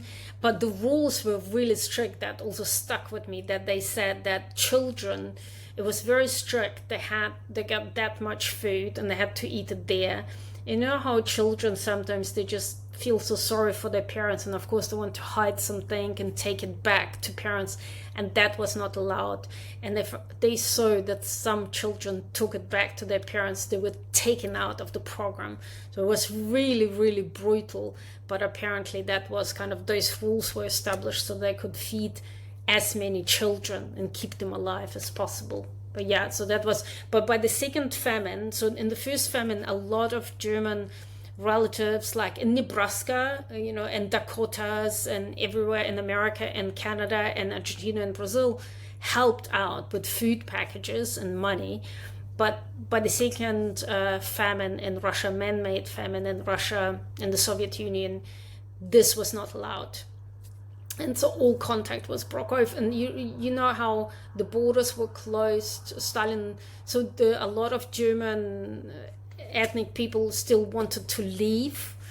But Stalin closed the borders and didn't let them leave. And I think that was, if I'm not wrong, about 1927, possibly. Yeah. So that's when the borders were closed.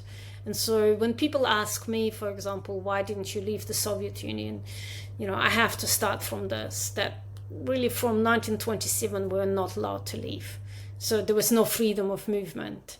To the point, not even within the Soviet Union. We had restricted movement even within the Soviet Union because we were special settlers. So I guess to summarize, when people ask me, well, how horrific was that? The deportation, then the special settlements, the labor camps, the gulags, the special regime called Komendatura, where they put so many agents inside of people's villages as well, so people who spied on Germans specifically. So there were actually extra people that were put as civilians within the villages to spy. And I read, I think in Kazakhstan, only in Kazakhstan there were like about 2,500 agents that had that job to spy, to listen to other people's conversation, and kind of report everything that's anti-Soviet. And anything anti-Soviet was that my grandmother said, I would like to pray. That was considered anti-Soviet, right? Or that she spoke a few words in German. That was anti-Soviet. So all those things, that's why when I was growing up, there was this permanent fear about who you are, especially us as German.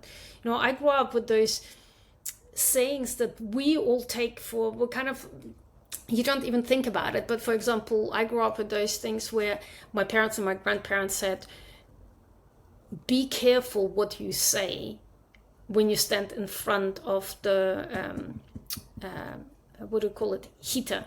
Heizung. Heater, right? Heater? A radiator. Radiator, yeah. Radiator. Because the sound could vibrate along the pipes. And travel. Yeah. And because you never know if someone next door listens to you. But when you're a child, the reasons are not given to you. But you grow up with these weird things of saying, do not say anything bad in front of radiators, right? And you just start as a child, you go, oh my God, so radiator, there is something. It sounds like the radiators are conscious or something. Yeah, or something evil, right? So there's something evil that might be living within this. The same was applied to the windows, right? I remember once I said, it was during Brezhnev time, and I think I said something about him, why does he kiss everyone on his mouth? And my mom... That is kind of weird. Yeah, but yeah. One of the things, if you're in the West, you can say it and you're safe. Yeah. But if you in the Soviet Union and you're part of the German minority that was deported, oppressed, everything taken away, and so on, you're always in danger of losing your job because you might be anti-Soviet, considered anti-Soviet. This is a big, big thing. And so she was like, the windows are open. Are you crazy? Do you want us to be imprisoned? And this is, you end up internalizing those things. So for me, part of the German minority was fear. Yeah. Not knowing about who you are, and then constantly being terrified that your loved ones, without any reasons, because to me, all my relatives were, kind and caring. Why were they shot? Why was my uncle sent to Gulag in Siberia? Why did my grandma end up getting 20 years in Gulag? Why were they shot or persecuted? I don't know, because they're actually good people. So what is it that they did? And so I understood, you don't need to do anything bad. You just need to have someone to call you fascist, and that's it, or German, and it was equal. So it was like being German for me was equal to being evil.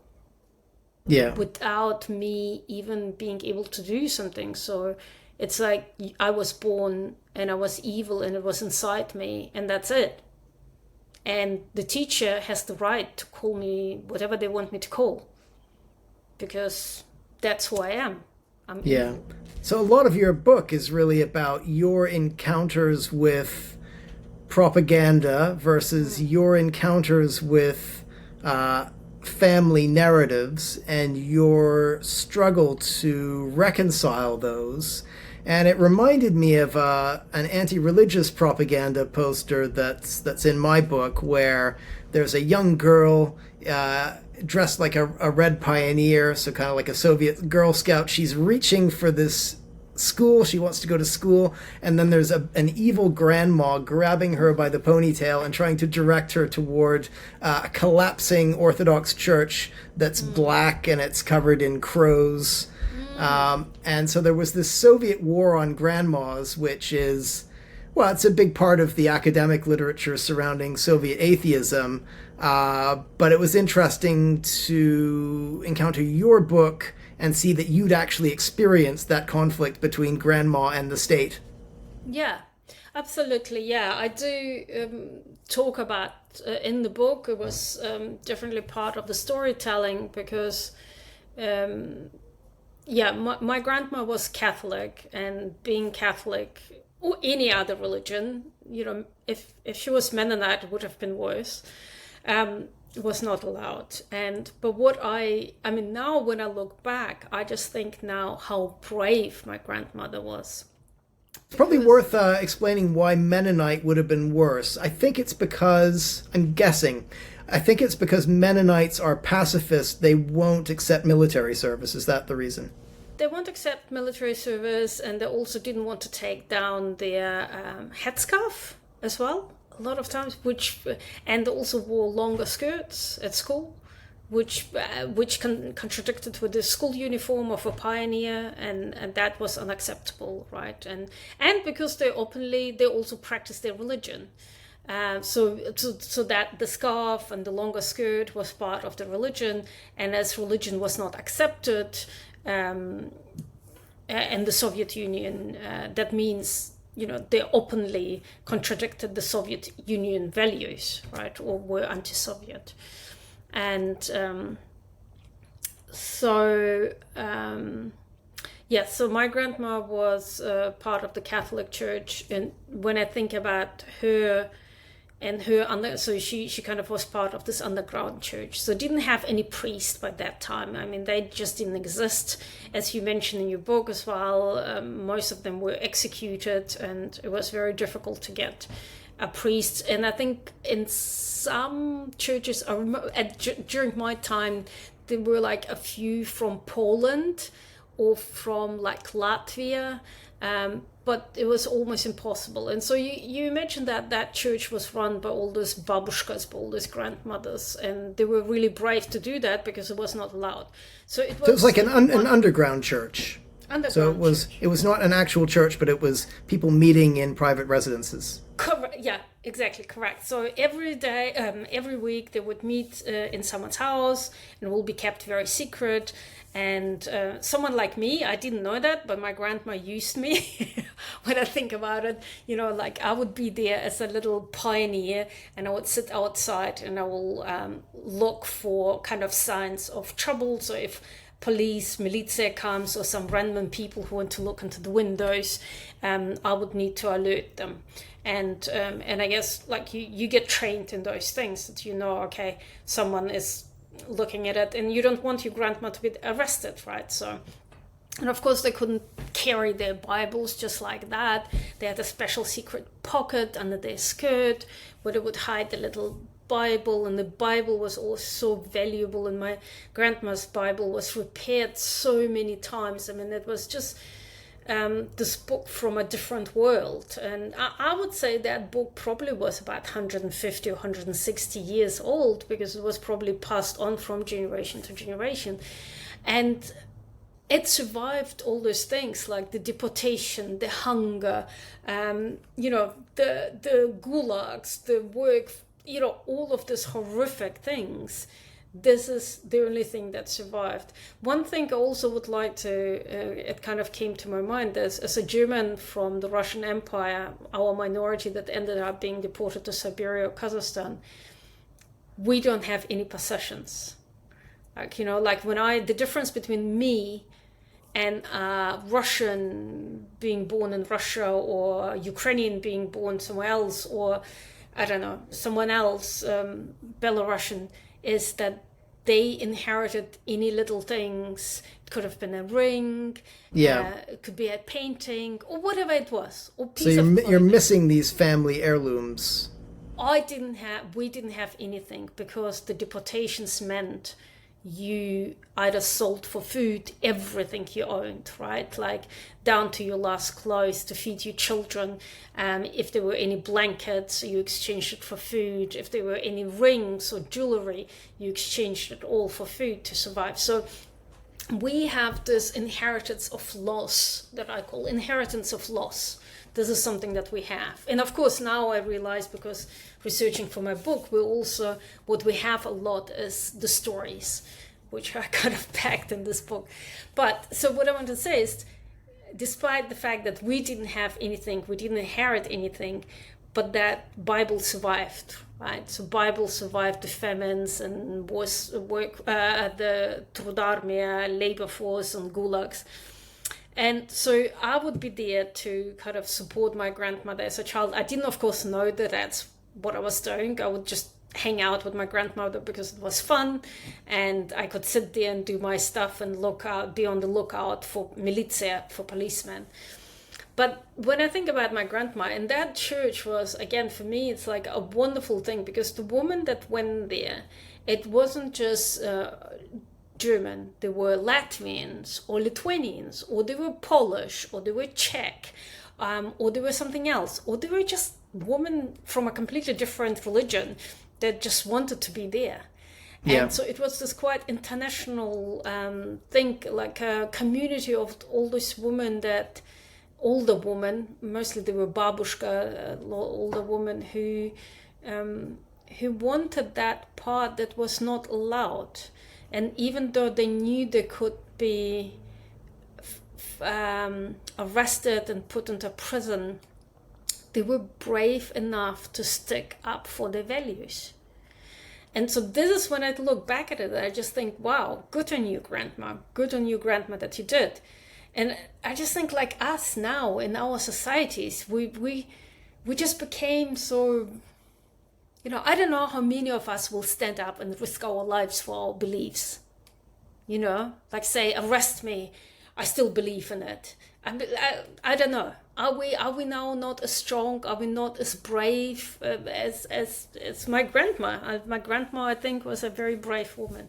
I mean, when Alexei, I was going to say, when Alexei Navalny did that, and when he was killed in prison, I was a bit surprised and disappointed by the muted response, because there was someone who stood on principle, and who went to his death on principle, and I found the response, even among people in the West who follow Russia, well, there was a response, but it was kind of muted. And I just think it was an event that was of enormous symbolic significance and didn't get its due. And maybe it's because it shames people, that most people think they wouldn't do that. Yeah, I think there's a difference between those people that have to make those incredibly difficult decisions and stand up and be brave and sacrifice. And I think, I don't know, I think that sometimes living in the West, one thing that I now think that we became too comfortable. Yeah. And we have so much freedom here, which is wonderful, but that makes you also, so you don't need to fight for your beliefs. And he did. And he stood up and he did. He fought for his beliefs, which is quite almost unusual for the West. So, but moving back to the standing up for your beliefs, my grandma wanted me to have my first communion and I refused. And that would have interfered with your status as a young pioneer. That would have incredibly interfered. And so did I make the right decision? I don't know. And like I do think about it because my grandma was very upset and I didn't want to upset my grandmother. But I think she was coming from a different perspective. And for me as a young child back then, for her it wasn't important if I was a pioneer or not. But for me, being a pioneer in the Soviet Union meant I had a future. If I wouldn't have become a pioneer, I wouldn't be able to go to university. I wouldn't be able to go to study. I just wouldn't be. Oh, really? I didn't realize it was a prerequisite for university. So maybe you should explain for the viewers what a young pioneer is and why it's important to be one. So young pioneer is something. It's part of the stages. So you're a pioneer, and then you're komsomol. You're in komsomol, and then it's like the communist youth group. Yeah. Yeah, and then you can become communist, right? But so pioneer, when you're at school, you need to be pioneer. So those are the children that wear the red ties. Yeah. Kerchiefs, I think they're called. Scarves. Scarves, yes. And I have some wonderful images with my uniform. So this is me, of course, as a pioneer here, believing to be a pioneer, and figure ice skating. Two wonderful things combined. I'm not sure if I could be figure ice skating without being a pioneer as well. Who knows? So it was a child's introduction to ideology, and it came with privileges. Yeah. So yeah, I have a wonderful page here that also talks about the. So this is me becoming a pioneer, right? So this is. So I have to say that 19th of May, which is also my birthday, is also the day of pioneer. So obviously that had incredible significance to me because of that as well. I was destined to be a pioneer.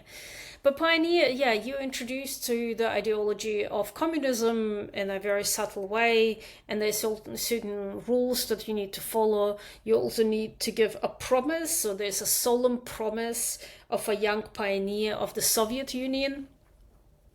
And so this is how it goes.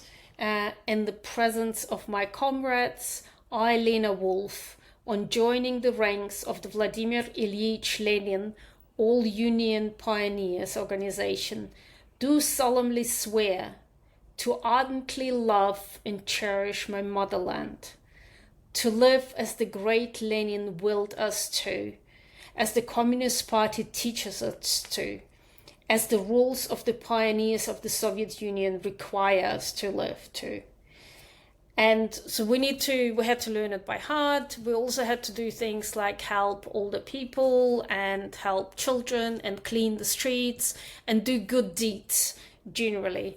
And in order to become in the future, in order to become a communist, that was all of our dreams. We all wanted to become communists back then at school.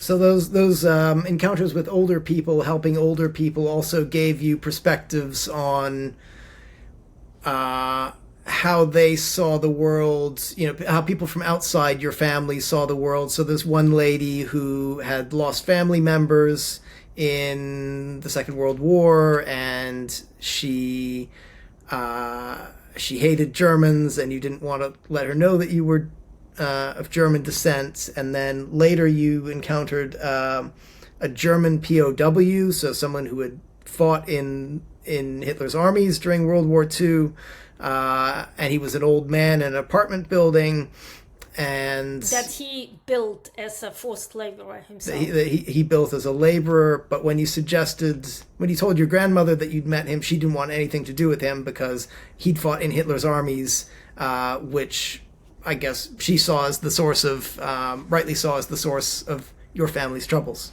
That's right, yeah. Yeah. So he was responsible for what happened to us. So yeah. He was responsible for what Stalin did to us because of people like him. That's right. So as a pioneer, you do good deeds, but to become a pioneer, not everyone can be a pioneer.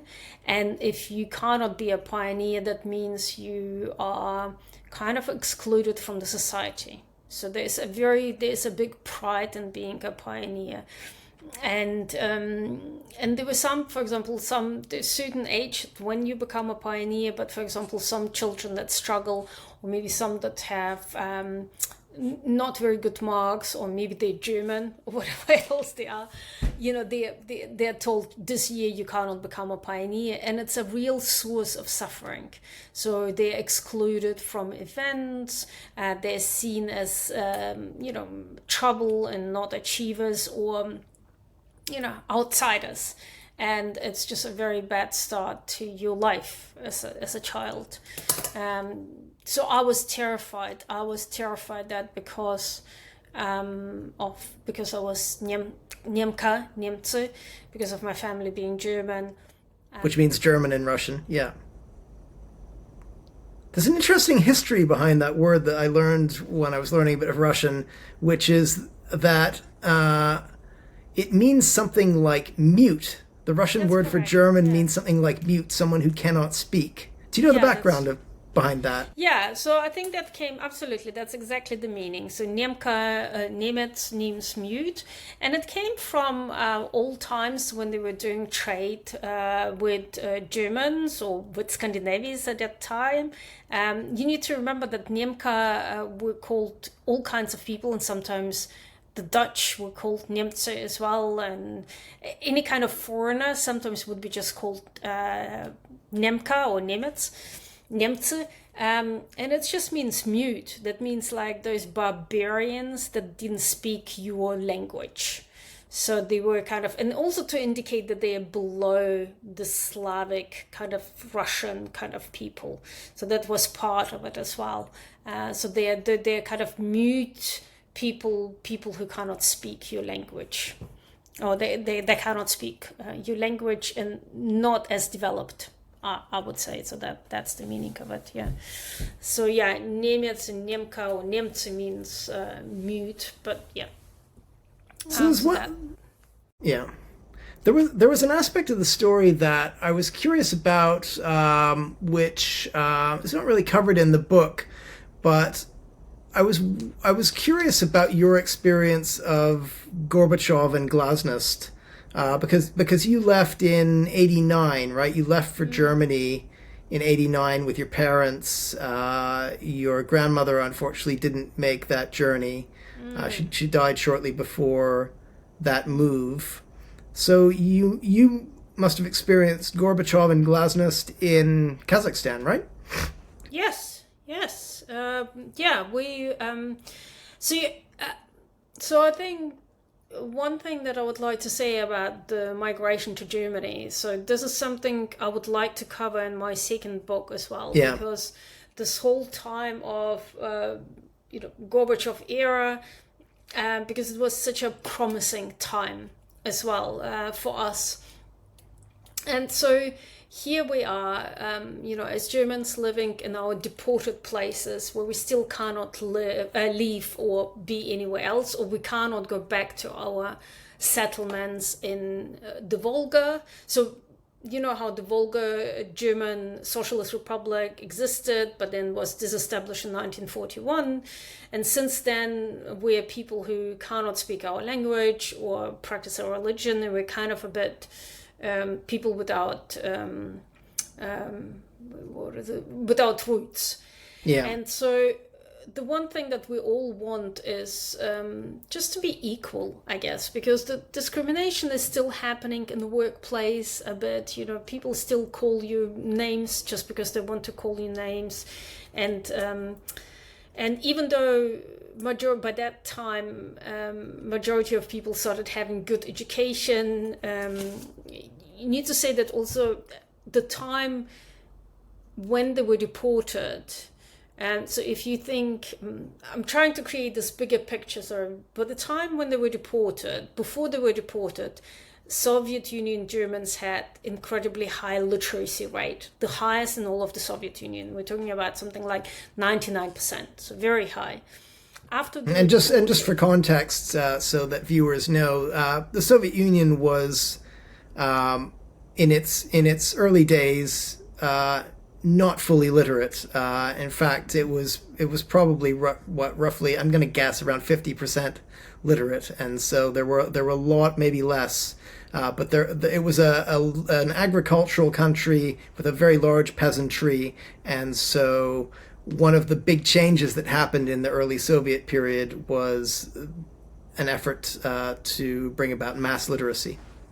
That's correct. So, and German settlers were always very literate because they had their churches, they had their schools that was mostly run by churches. So that was the case. So then we have this period when those people are deported, so 1941.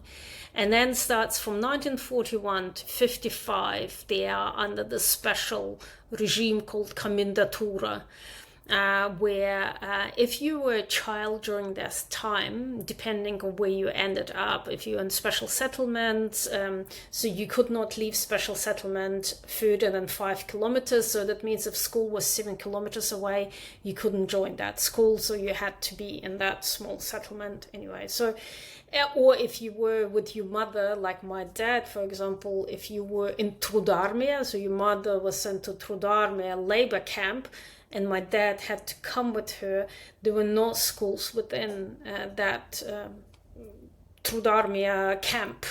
It was a Gulag camp, so there was no school. So during that time, until 1955, we have such a high portion of those young people growing up with no education and no kind of literacy. So they missed this opportunity to learn, to read and to write. And even so my mom, for example, they were in the city in Aktobe, and she ended up as a child. So she was born in 1940. So she was deported. She was about 8 months old. Yeah. So she ends up going to school in Kazakhstan. But as so many of them said, and my mom said as well, a lot of teachers right after the war, like 1945, 1946, they just refused to teach German children at school. So they just kicked them out, or they refused to teach the whole thing. So, and there's this thing of, and then any other kind of children or parents there say, well, if the teacher doesn't want to teach them, why should my child suffer? Kick them out, right? So we don't want any Nazis or fascists in our class. So there were those cases as well. Anyway, so in those 15 years, and this is what I say, how government policies, how much influence they have, this is something that we need to consider even in our time. 15 years created this incredible gap. So a lot of those people became illiterate, or the children that never got an ability to learn to read and to write. So all of a sudden, those people became, the only thing that they could do is farming. So that was kind of then passed on, and they end up being in villages somewhere in Kazakhstan, very far away, in Siberia. None of them are educated, none of them can fight for their rights, none of them can stand up. And another thing that also the Soviet Union did is that they stopped, so there were no places for university for a German ethnic group. So if you compare it to any other group, so German, it was kind of at some point in the 70s, I think, it was almost, when I read the numbers, I had to laugh. So we talk about, Kazakhstan, 9th biggest country in the world, blah, blah, whatever, a lot of people that were deported there. And then it said number of places at university for a German ethnic background per year. You know how many? 5. 5 people could go to university in all of Kazakhstan. by that time there were probably about 1 million people living there of German descent. Yeah, so the life chances were very closely policed. Yeah. So what ends up is that, those people become, less educated, illiterate. University is kind of not allowed. So now we are coming to this Gorbachev time, so kind of my time when I was growing up. And yes, people are having now a better position. There are people that live in the cities, like my mom. She ended up having good enough job.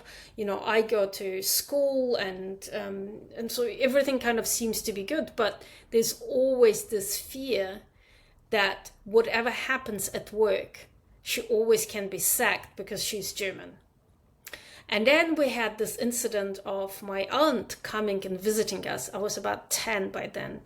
And she came from Western Germany to visit us. She came from Offenbach. Can you imagine? From Offenbach, the city that we ended up going to, of course, when we migrated. But so she came, so they left from Latvia when I was born. So this is my aunt that also... Why were you born in Latvia? That's also a mystery. I was born in Latvia because that was a place back then in the 70s, a very short period of time when we could leave to Germany.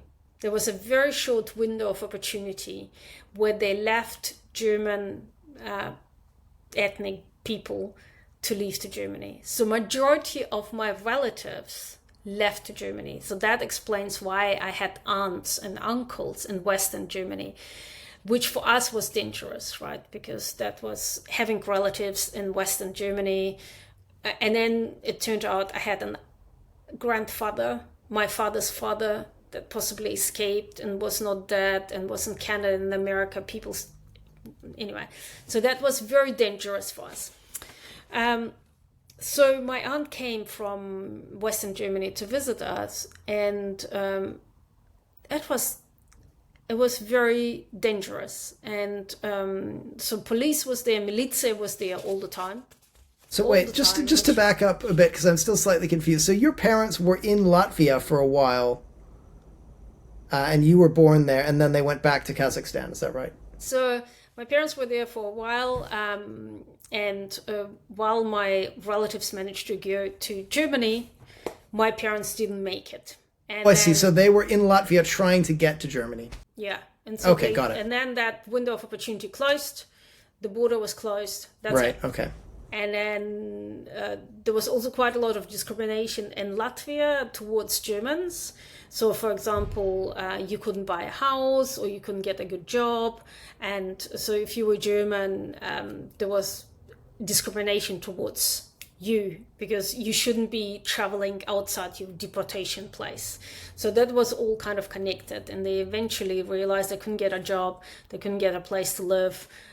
Even though they tried for quite a few years and they would have liked to have stayed there, but it was just impossible. They were kind of pushed to live in a very small kind of village, like kind of even not a village, hutor.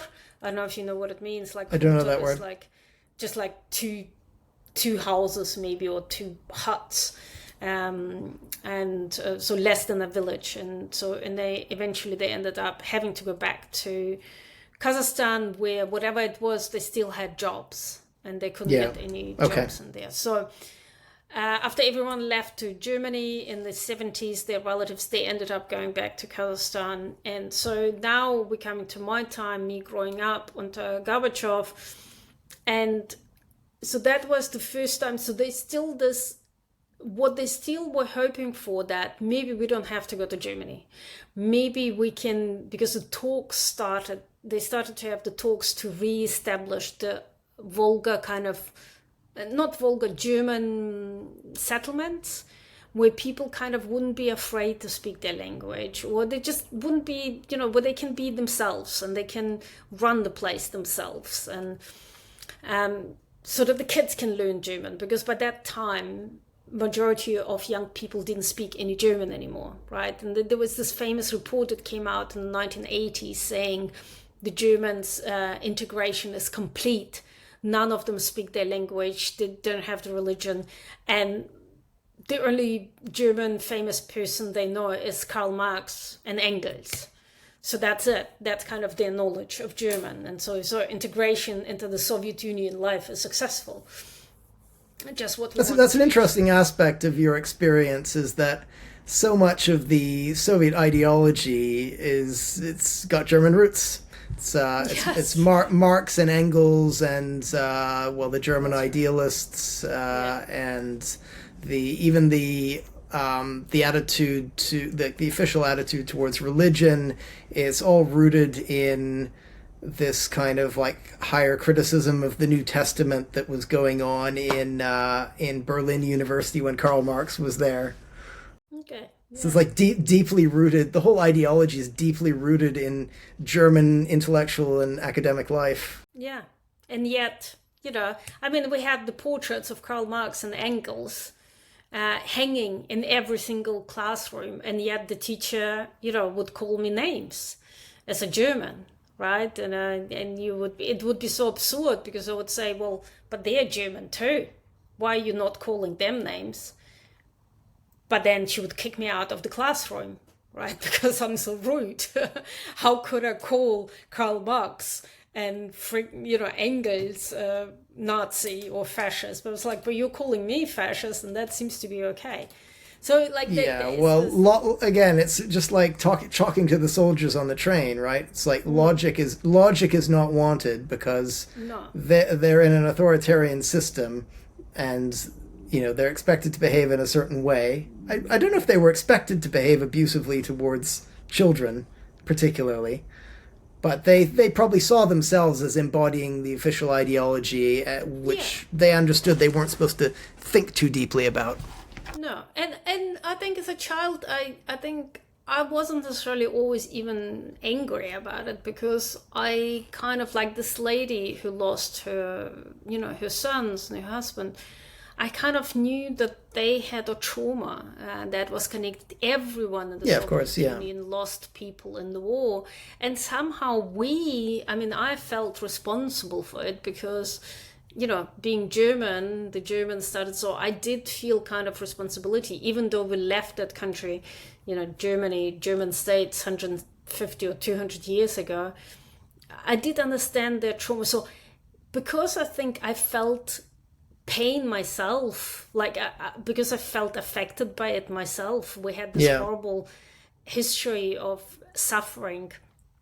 I could understand that the reason why she calls me names is because she's suffering.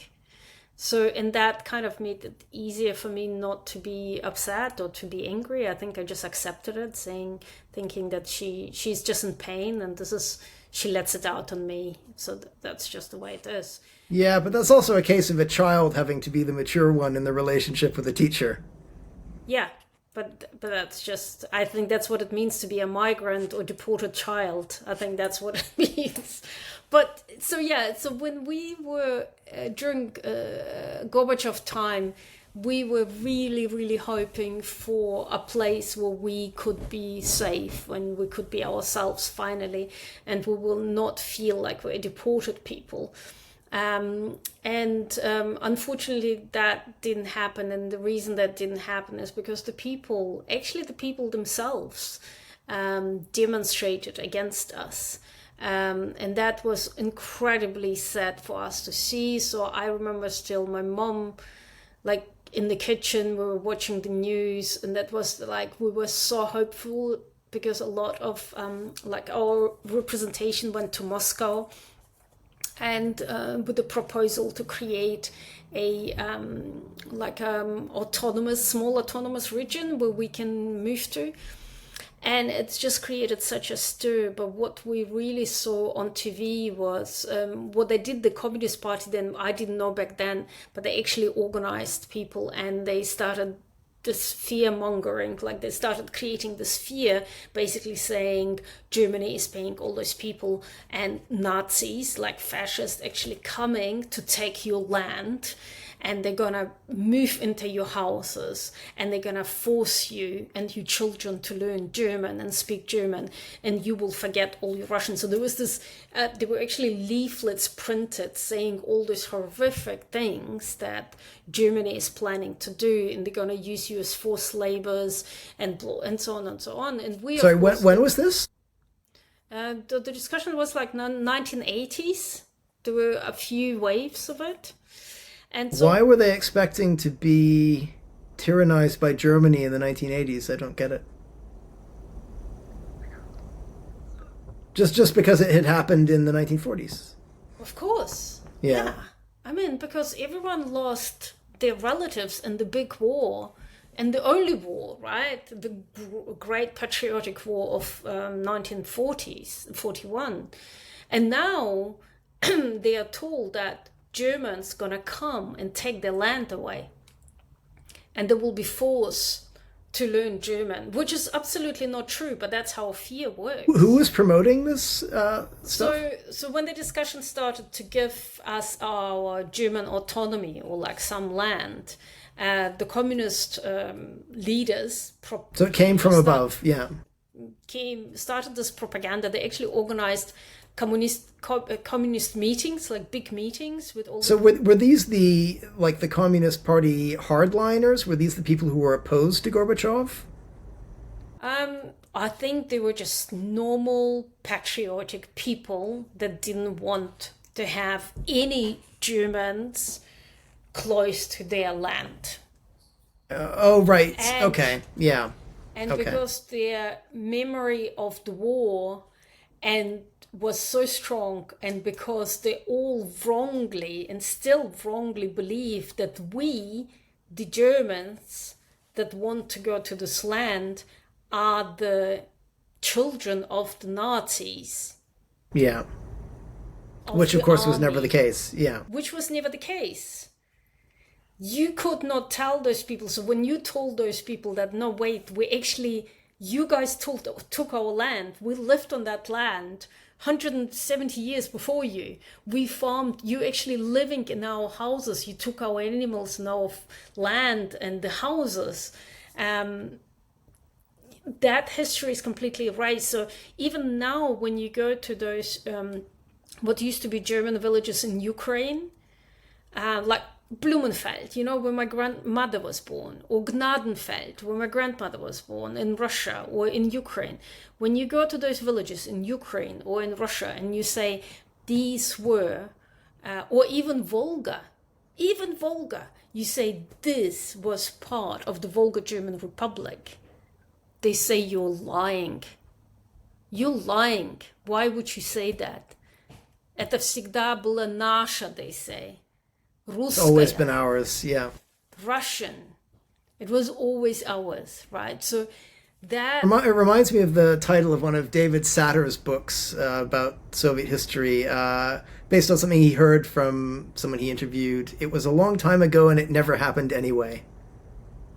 This kind of this internal contradiction, yeah. Yeah, it never happened anyway. So I guess that's why the reason for my book, why I say it's also so important for people in Russia to read, which of course is difficult now, but one day I hope, but also people in Ukraine and all these other places, is because it tells a story that they didn't even know was erased. The story that was happening on that land where they live now. This million people that lived there, of German ethnic background possibly, but that also includes Dutch and Swedish, and so they were commonly called Nemce, Swedish and Dutch. And anyway, so those people, so what happened then is that those people, the communist propaganda started happening. There were printed leaflets. There were it was like really the first time that the patriotism started happening again, and they started remembering the wartime again and how they fought against Germans. And what they started doing is saying the Soviet Union, the government, under Gorbachev,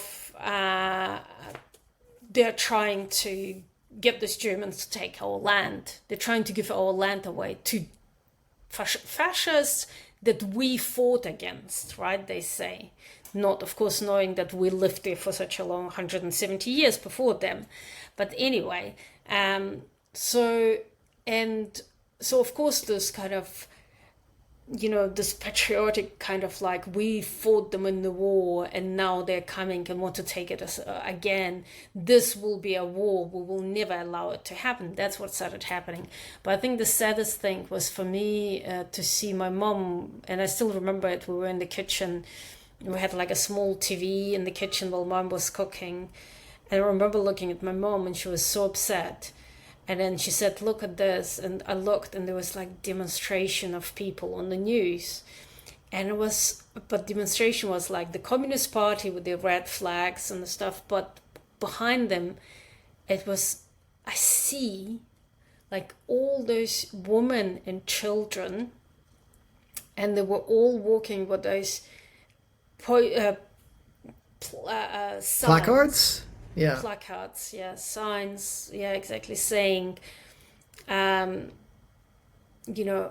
we don't want fascists on our land, or my grandfather died fighting them, don't let them come in again, or we will fight until our death, we will not let them in. And I remember sitting there and my mom said, like, after all those years, of hard work and integration and like trying to prove and suffer so much, right? All the stuff that we went through, we will never be accepted.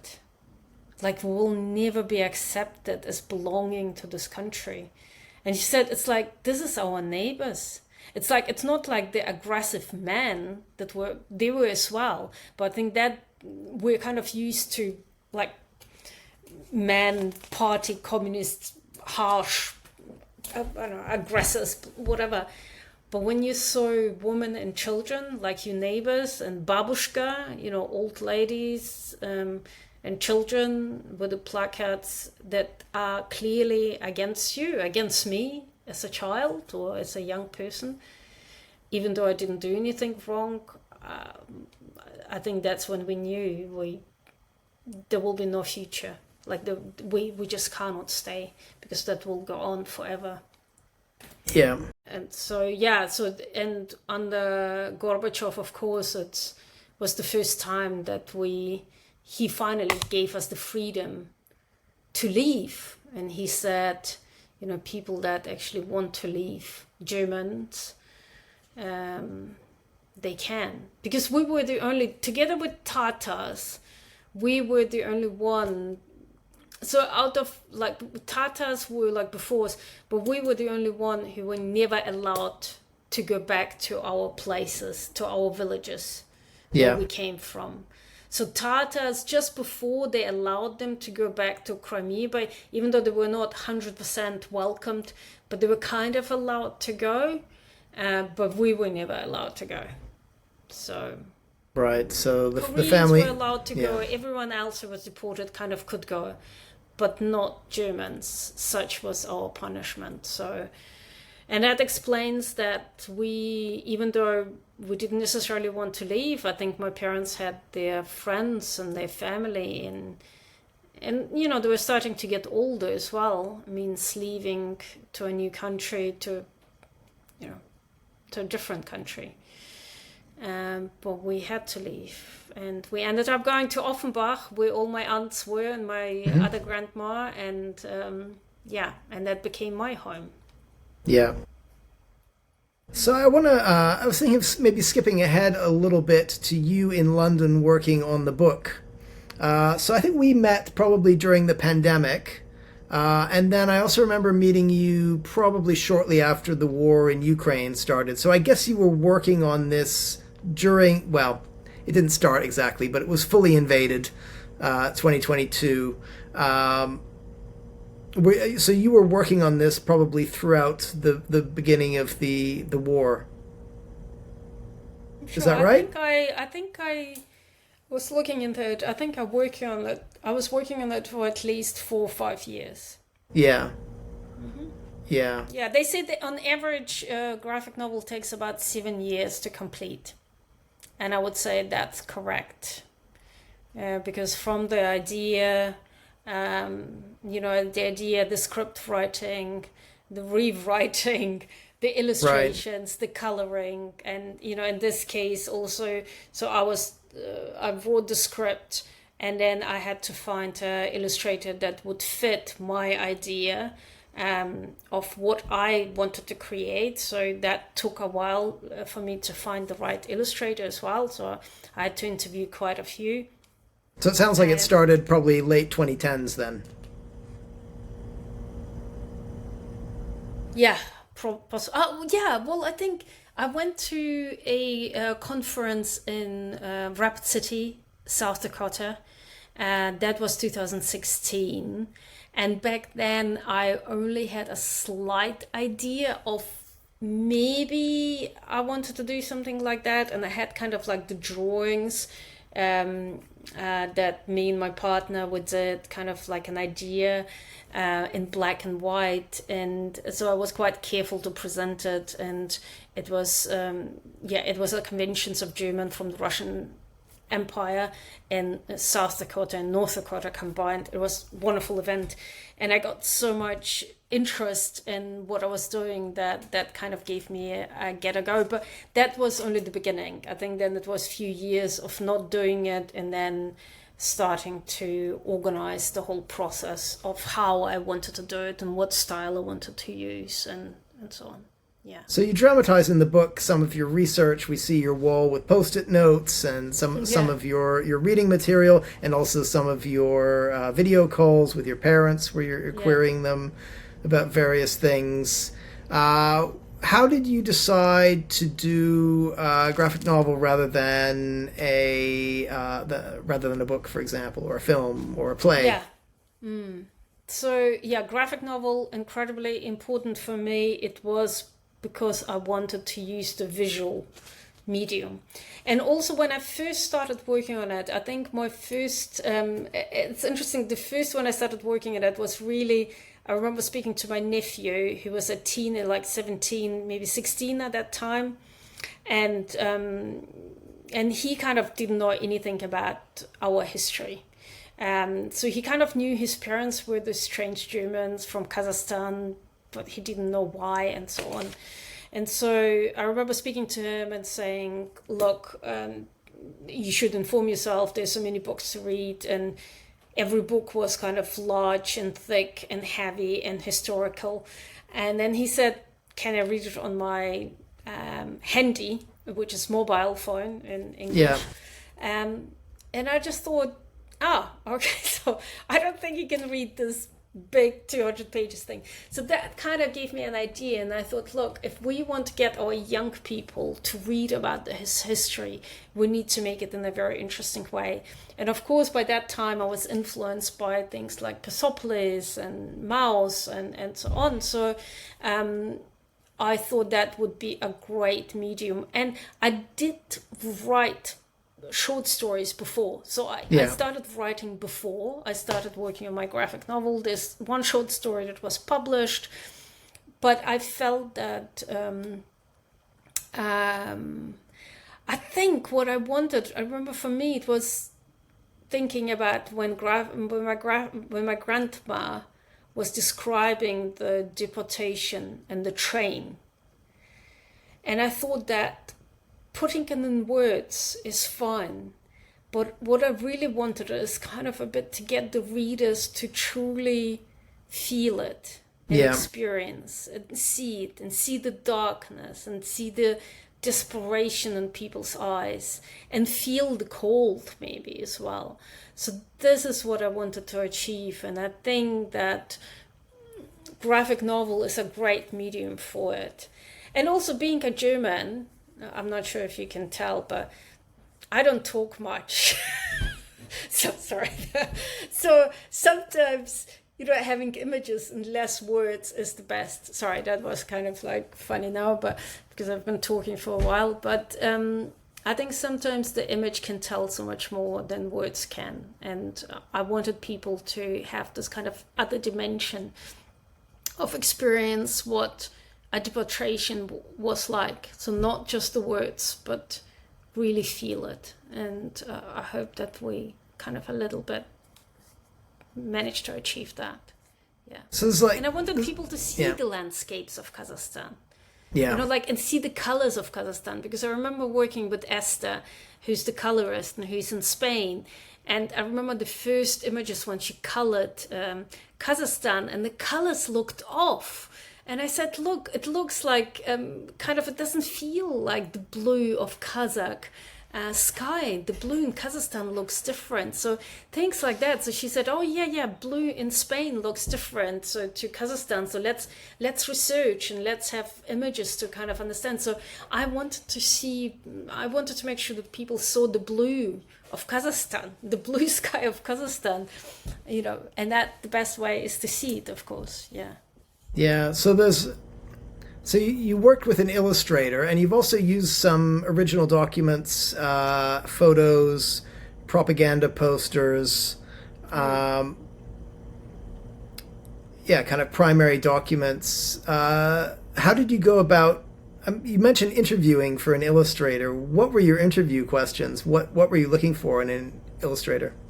So I think for the illustrator, I had a specific style in mind. So I wanted someone who. So I didn't want it to be a comic, as we talked at the beginning. We talked about comics. So although those of us who grew up on comics don't see any difference. Yeah, so I didn't want anything. So for me, I always think of comic of something kind of action related. Yeah. And so I didn't want something, I wanted something, when I was talking to like Christoph, for example, I was saying what I would like in my graphic novel is something like Scandinavian countries. I want like peace, like imagine like Sweden and just sky and calm and no noise and a lot of space, because the history for this book is really intense. It's quite a difficult history. So I wanted to create more space for people to digest the information, because sometimes when you pack too much, the brain cannot absorb it all. It's too much to get in. So I wanted, like in this medium specifically, to create something that gave people space to process this horrific information, something that I had to do as well. So the images for me, very important as an illustrator. I wanted someone who can do calmness. And for example, that Korean book that I showed before as well, this has a lot of, because it also deals with horrific history of child prostitution and during the Second World War.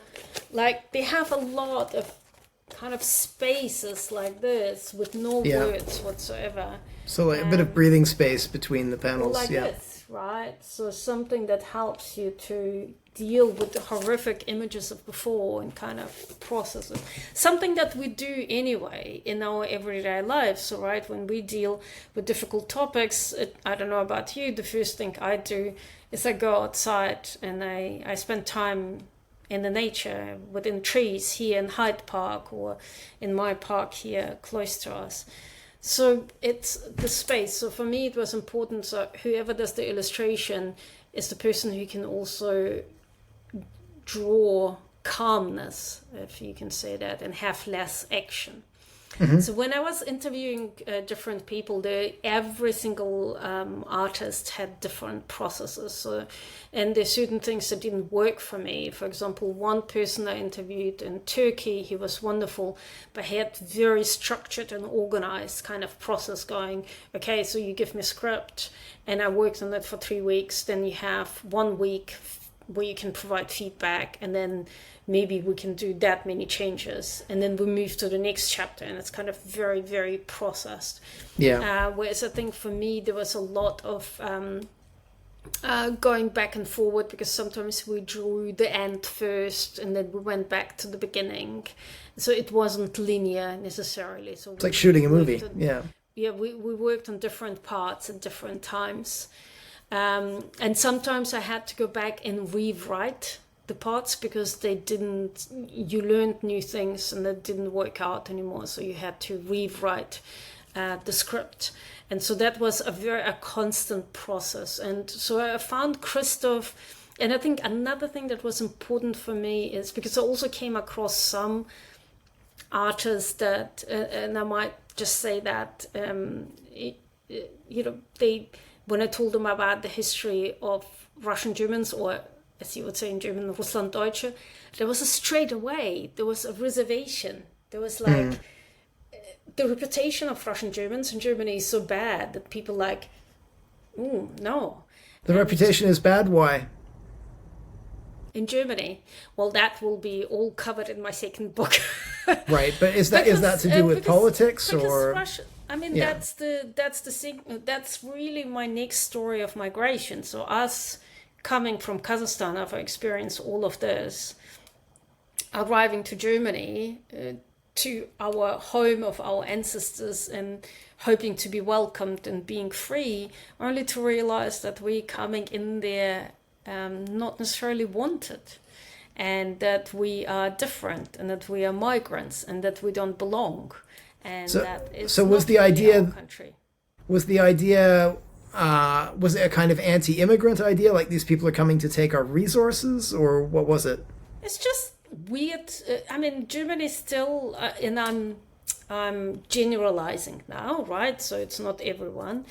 But what baffles me still, and a lot of journalists in Germany still do that, which is a crime and shouldn't be accepted at all. But even journalists, where you expect a certain knowledge, when they refer to Russlanddeutsche or Russian Germans, they make this mistake of calling people Russlanddeutsche, but meaning Orthodox Russians who live in Germany.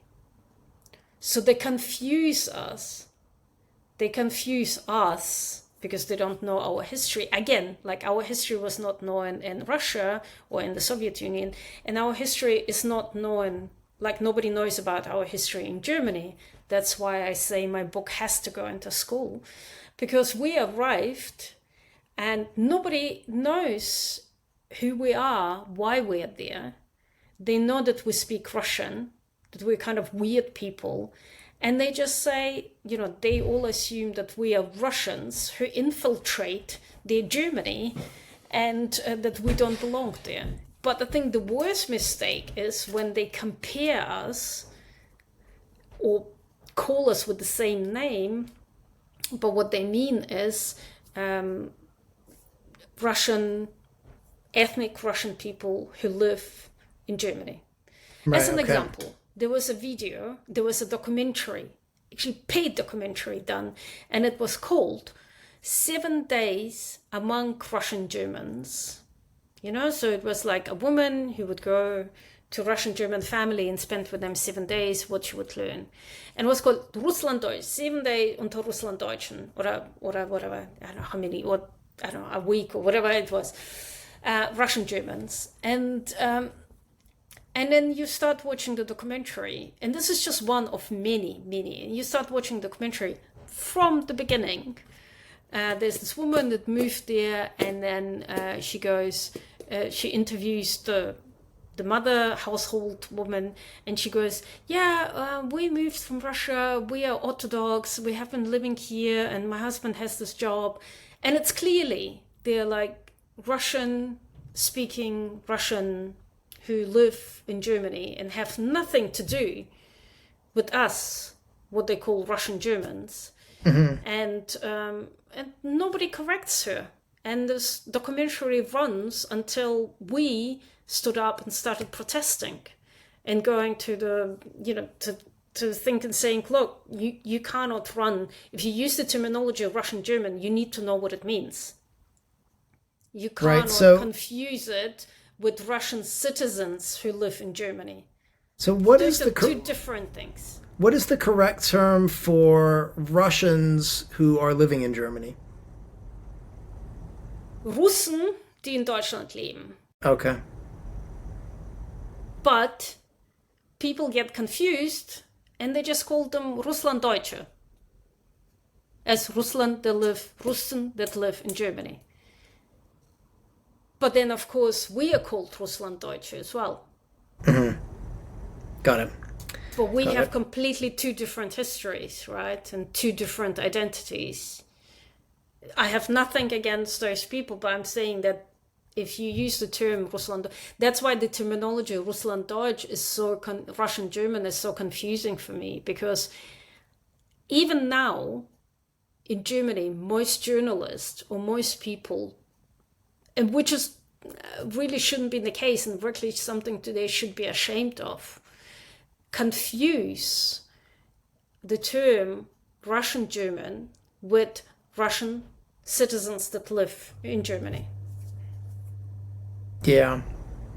Do you know I know what you mean. It sounds like there's I guess when people are writing headlines, they want a short and convenient phrase, and it seems that they have elided to two different things. Yeah. But when you promise a documentary that talks about the history, 3 days or 7 days in the family of Russian Germans, when I listen to that, I expect those Germans from Kazakhstan or Siberia that can tell you about their way of life. And then I watch it and I realize they start, saying things like, oh yeah, we support Putin and we are Orthodox and we go to our Orthodox church every day. And that, of course, is also sensationalism. And then all of a sudden the whole overview says Russlanddeutsche support Putin. That's how it happens, right? And so, and I guess this is what I have my issue. And I had this conversation with quite a few journalists where I had to, in Germany, for some reason, not in any other country, Germany is the one. It's like there's a refusal of German media to learn the history of their own people. Like to learn and understand why we, as what they call Russlanddeutsche, it's also a term that they gave us. Mm-hmm. We didn't come with this term. We came to Germany with the term German, Niemce. Mm-hmm. But we became Russlanddeutsche in Germany. So it's not a term that we chose. They gave it to us to indicate that we're Germans from different parts, that we're part of this minority. And yet they don't seem to understand the term themselves. And every time we teach, or I teach them or explain to them, there seems to be a type of amnesia. And this is forgotten, and they go back to their usual understanding. So I really hope that, I guess this is my hope as well for this book to finally, I hope as many people as possible in Germany will read it and understand this history.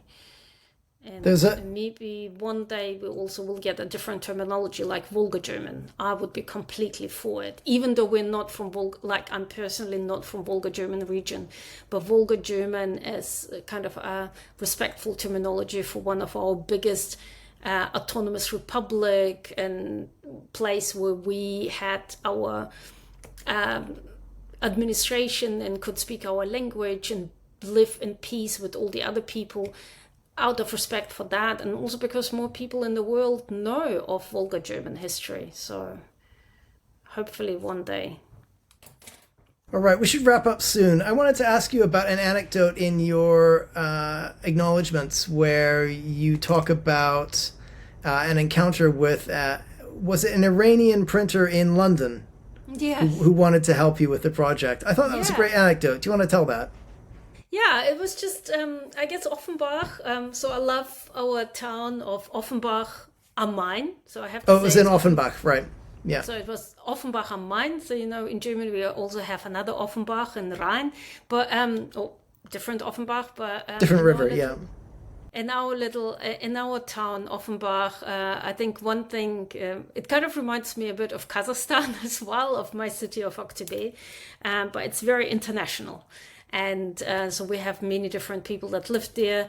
And I remember when I wanted to print, I had to print part of my book, and because it's it's 200 pages and it's colored work. It's kind of quite expensive to print, and I had to print like a sample that I could take somewhere.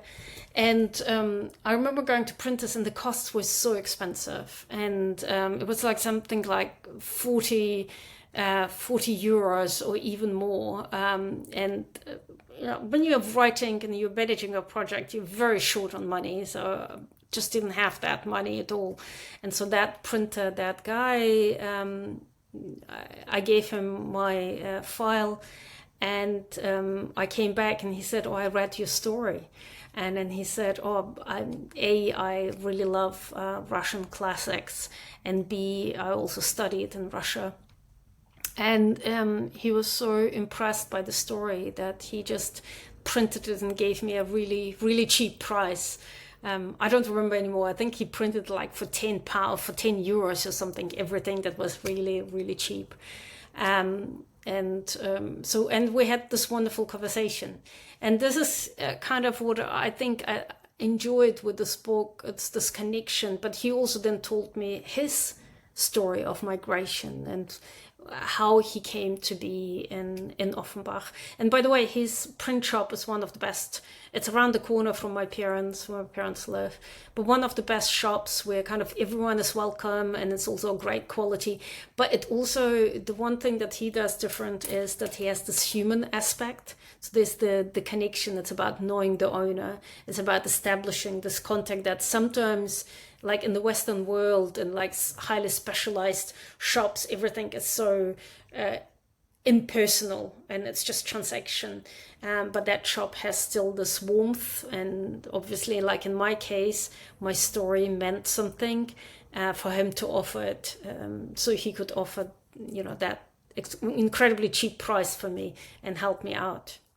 Yeah. So it looked to me when I read that like there's a solidarity. It looked like an example of solidarity between two people with difficult histories.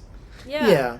And Russia and Iran both have very brutal histories, and it's always moving when you see people from different very difficult countries coming together and sharing their experience. I find that quite moving in a way. Yeah. You find help, like it's just similar to what my grandma always used to say. You find help in unexpected ways, and there are good people everywhere. You never know, there's fantastic people everywhere. Yeah. Well, that's probably out of this podcast, we can make 2 episodes. Podcasts these days, they're getting out of hand. Some of them go up to 2-3 hours. So okay. I think we'll just throw it up there and see what sticks. Good conversation. Lena Wolf, where do people find you online? So my website is called Kazakh German. I have this T-shirt on. Kazakh German, spelled Kazakh, just like you spell Kazakh, and German.com. And there's all the information out there. We're working on improving my website, but all the info is there. My book is in English version is almost out of print. I only have about 50 books left, and I really now got to the point where I don't know what I'm gonna do, because I'm not sure if I'm gonna print another run. I might not have enough money to do another print in English for the English book. So if there's anyone out there who is potentially a agent or is interested, or publisher for the US market, or kind of finds the story interesting, let me know. So I think especially in the US, the book was incredibly people found the book incredibly interesting. So at my convention in Lincoln, within 2 days, a lot of books were sold, and there's a waiting list, and I actually have to tell people I might not have enough. And there's now interest in the US as well to use the books at school, especially in those areas in the US where there's a lot of German from the Russian Empire heritage. So a lot of people like to use the book in school now. So I'm not sure what I'm gonna do. So if there's anyone who knows publisher or agents, let me know. I would be very interested. I'll float you a few ideas after we finish as well. Yeah. So currently there's only one store in the US where they still have stock, and it's German from Russia Heritage Society, and the information is on my website. But it's German from Russia Heritage Society. They still have stock, and there's also American Historical Society of Germans from Russia that will have stock soon, but only probably 25 books, and that will be it for now, unfortunately, until I found a solution. In terms of Europe, in Europe the book is available in 3 languages, but as I said, German, English is almost sold out, but German and Russian is there. Russian is not very popular for some reason, or for maybe there is a reason. We know why. Russia's struggling with facing its history these days. Yeah. Yeah, although, I mean, my idea was to publish the book in Russian, not necessarily for Russians in Russia, although it would be good as well, but it was more for the older generations, Germans who came from Russia and who would like to read that book and this. But I think there's now a little bit, I learned that there's resistance, and like the very old generation cannot go online and purchase the book, and my book is on Amazon, so there's a bit of issue. But I don't think it's a problem, because I already discussed that with a friend of mine who had this wonderful idea of doing, so she is doing a workshop with teenagers in Germany, with teenagers that have our background. So teenagers in Germany that would like to tell their stories in graphic novel format. And we also now have connection to schools in Kazakhstan. That means those Russian books that I don't sell, I can give them to those schools in Kazakhstan, where they can use as information and can pass it on and learn a new medium, graphic novel storytelling. Yeah. So do you think Kazakhstan is hip to graphic novels yet or not? So both in Germany and in Kazakhstan seems to be more attuned with graphic novels. There are quite a few graphic novels that came out about Kazakh history. So kind of Kazakh fairy tales and Kazakh heroes. So when I was in Almaty, I was surprised how many graphic novels there were in Kazakhstan. But actually, the one country that is not very attuned to graphic novels is Germany. Germany is a bit confused about this medium, so it's also very new for them. So, but we are trying to change that now. So, yes, Germany, we have a lot of goals in Germany. To make people familiar with this history, and B, to be comfortable to read graphic novels. But really, this book should be a book that was my idea as well, to connect different generations. Like my dad, for example, who's 90, who can read that book with my nephew, who's now 27. And, that kind of like an exchange their thoughts and talk about. And it's interesting that my dad, for example, would read it in Russian, but my nephew would read it in German. And then they would talk. And so yeah. Anyway. Well, and I have a niece here in England, so she reads in English, so it's wonderful to see everyone. Yeah. Anyway. Yeah, I have big ideas and big thoughts. It sounds like you're still in early stages, and who knows how far it's going to reach. It'll be interesting to see it unfold. What about your socials? Instagram, Twitter, X, they call it. I'm on Facebook. Please follow me on Instagram as well. So I'm under Kazakh German again. And it's Helene Wolf. Kazakh German, but Kazakh German is always my name. It's only me who's with this name, and I'm on Twitter and on Facebook and also Instagram and LinkedIn, and I haven't made it to TikTok yet, but apparently that's the thing to do. But that's a lot for me. So yes, it's all out there, and it's interesting that on every platform I have slightly different people that follow me on different platforms for different countries. So yeah, but I exchanged, like, for example, I got some messages from the US where someone bought my book and gifted it to someone else, and I always find it very nice when people don't even necessarily buy it for themselves, but they pass it on to someone else. I find it always quite nice because it is a book that preferably you read and maybe you give it to someone else so that they know a bit more about the story. And then also a message I got today from Argentina, which made me very happy, of course, is that my book made it to Argentina and that she's waiting for her grandson to finish the book so he can translate it to her into Spanish. And yeah, one day. So it says, yeah. Because I am connected with communities in Argentina, in Brazil, in Canada, and US, and in Germany, and in Kazakhstan.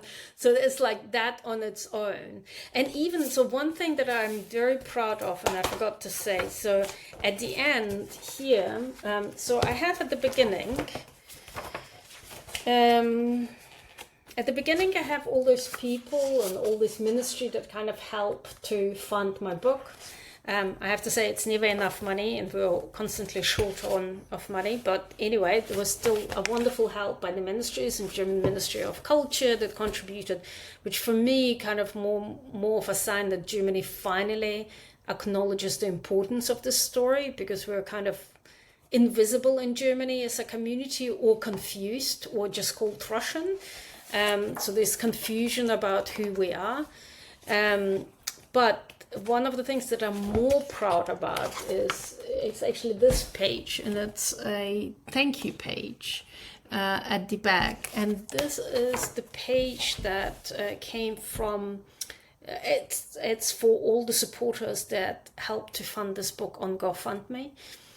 And why I'm so proud of it is because when I started my campaign, and there was one part in the book, phase of the book, where I really thought it will not happen anymore, because we were kind of didn't have enough money, we got stuck, and I was we're kind of halfway through, and I thought that's it, because we're just not going to be possible to make it.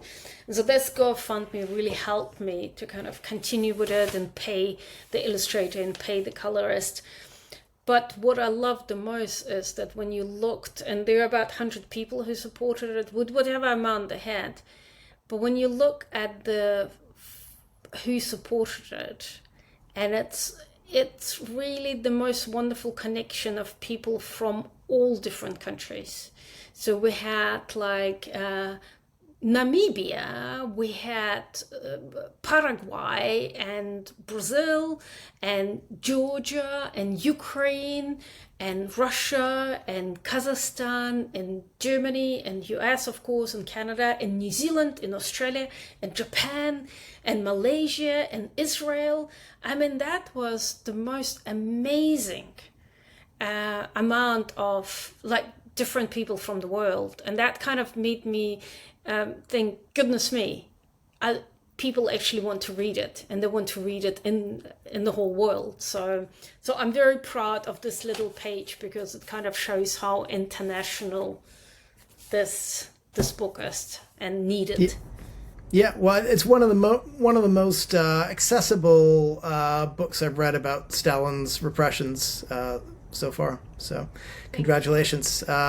Thanks, Lena. Look forward to seeing how it all unfolds. Thank Bye you. Now. Thank you, Roland, for this great interview. Thank you. See you. Good.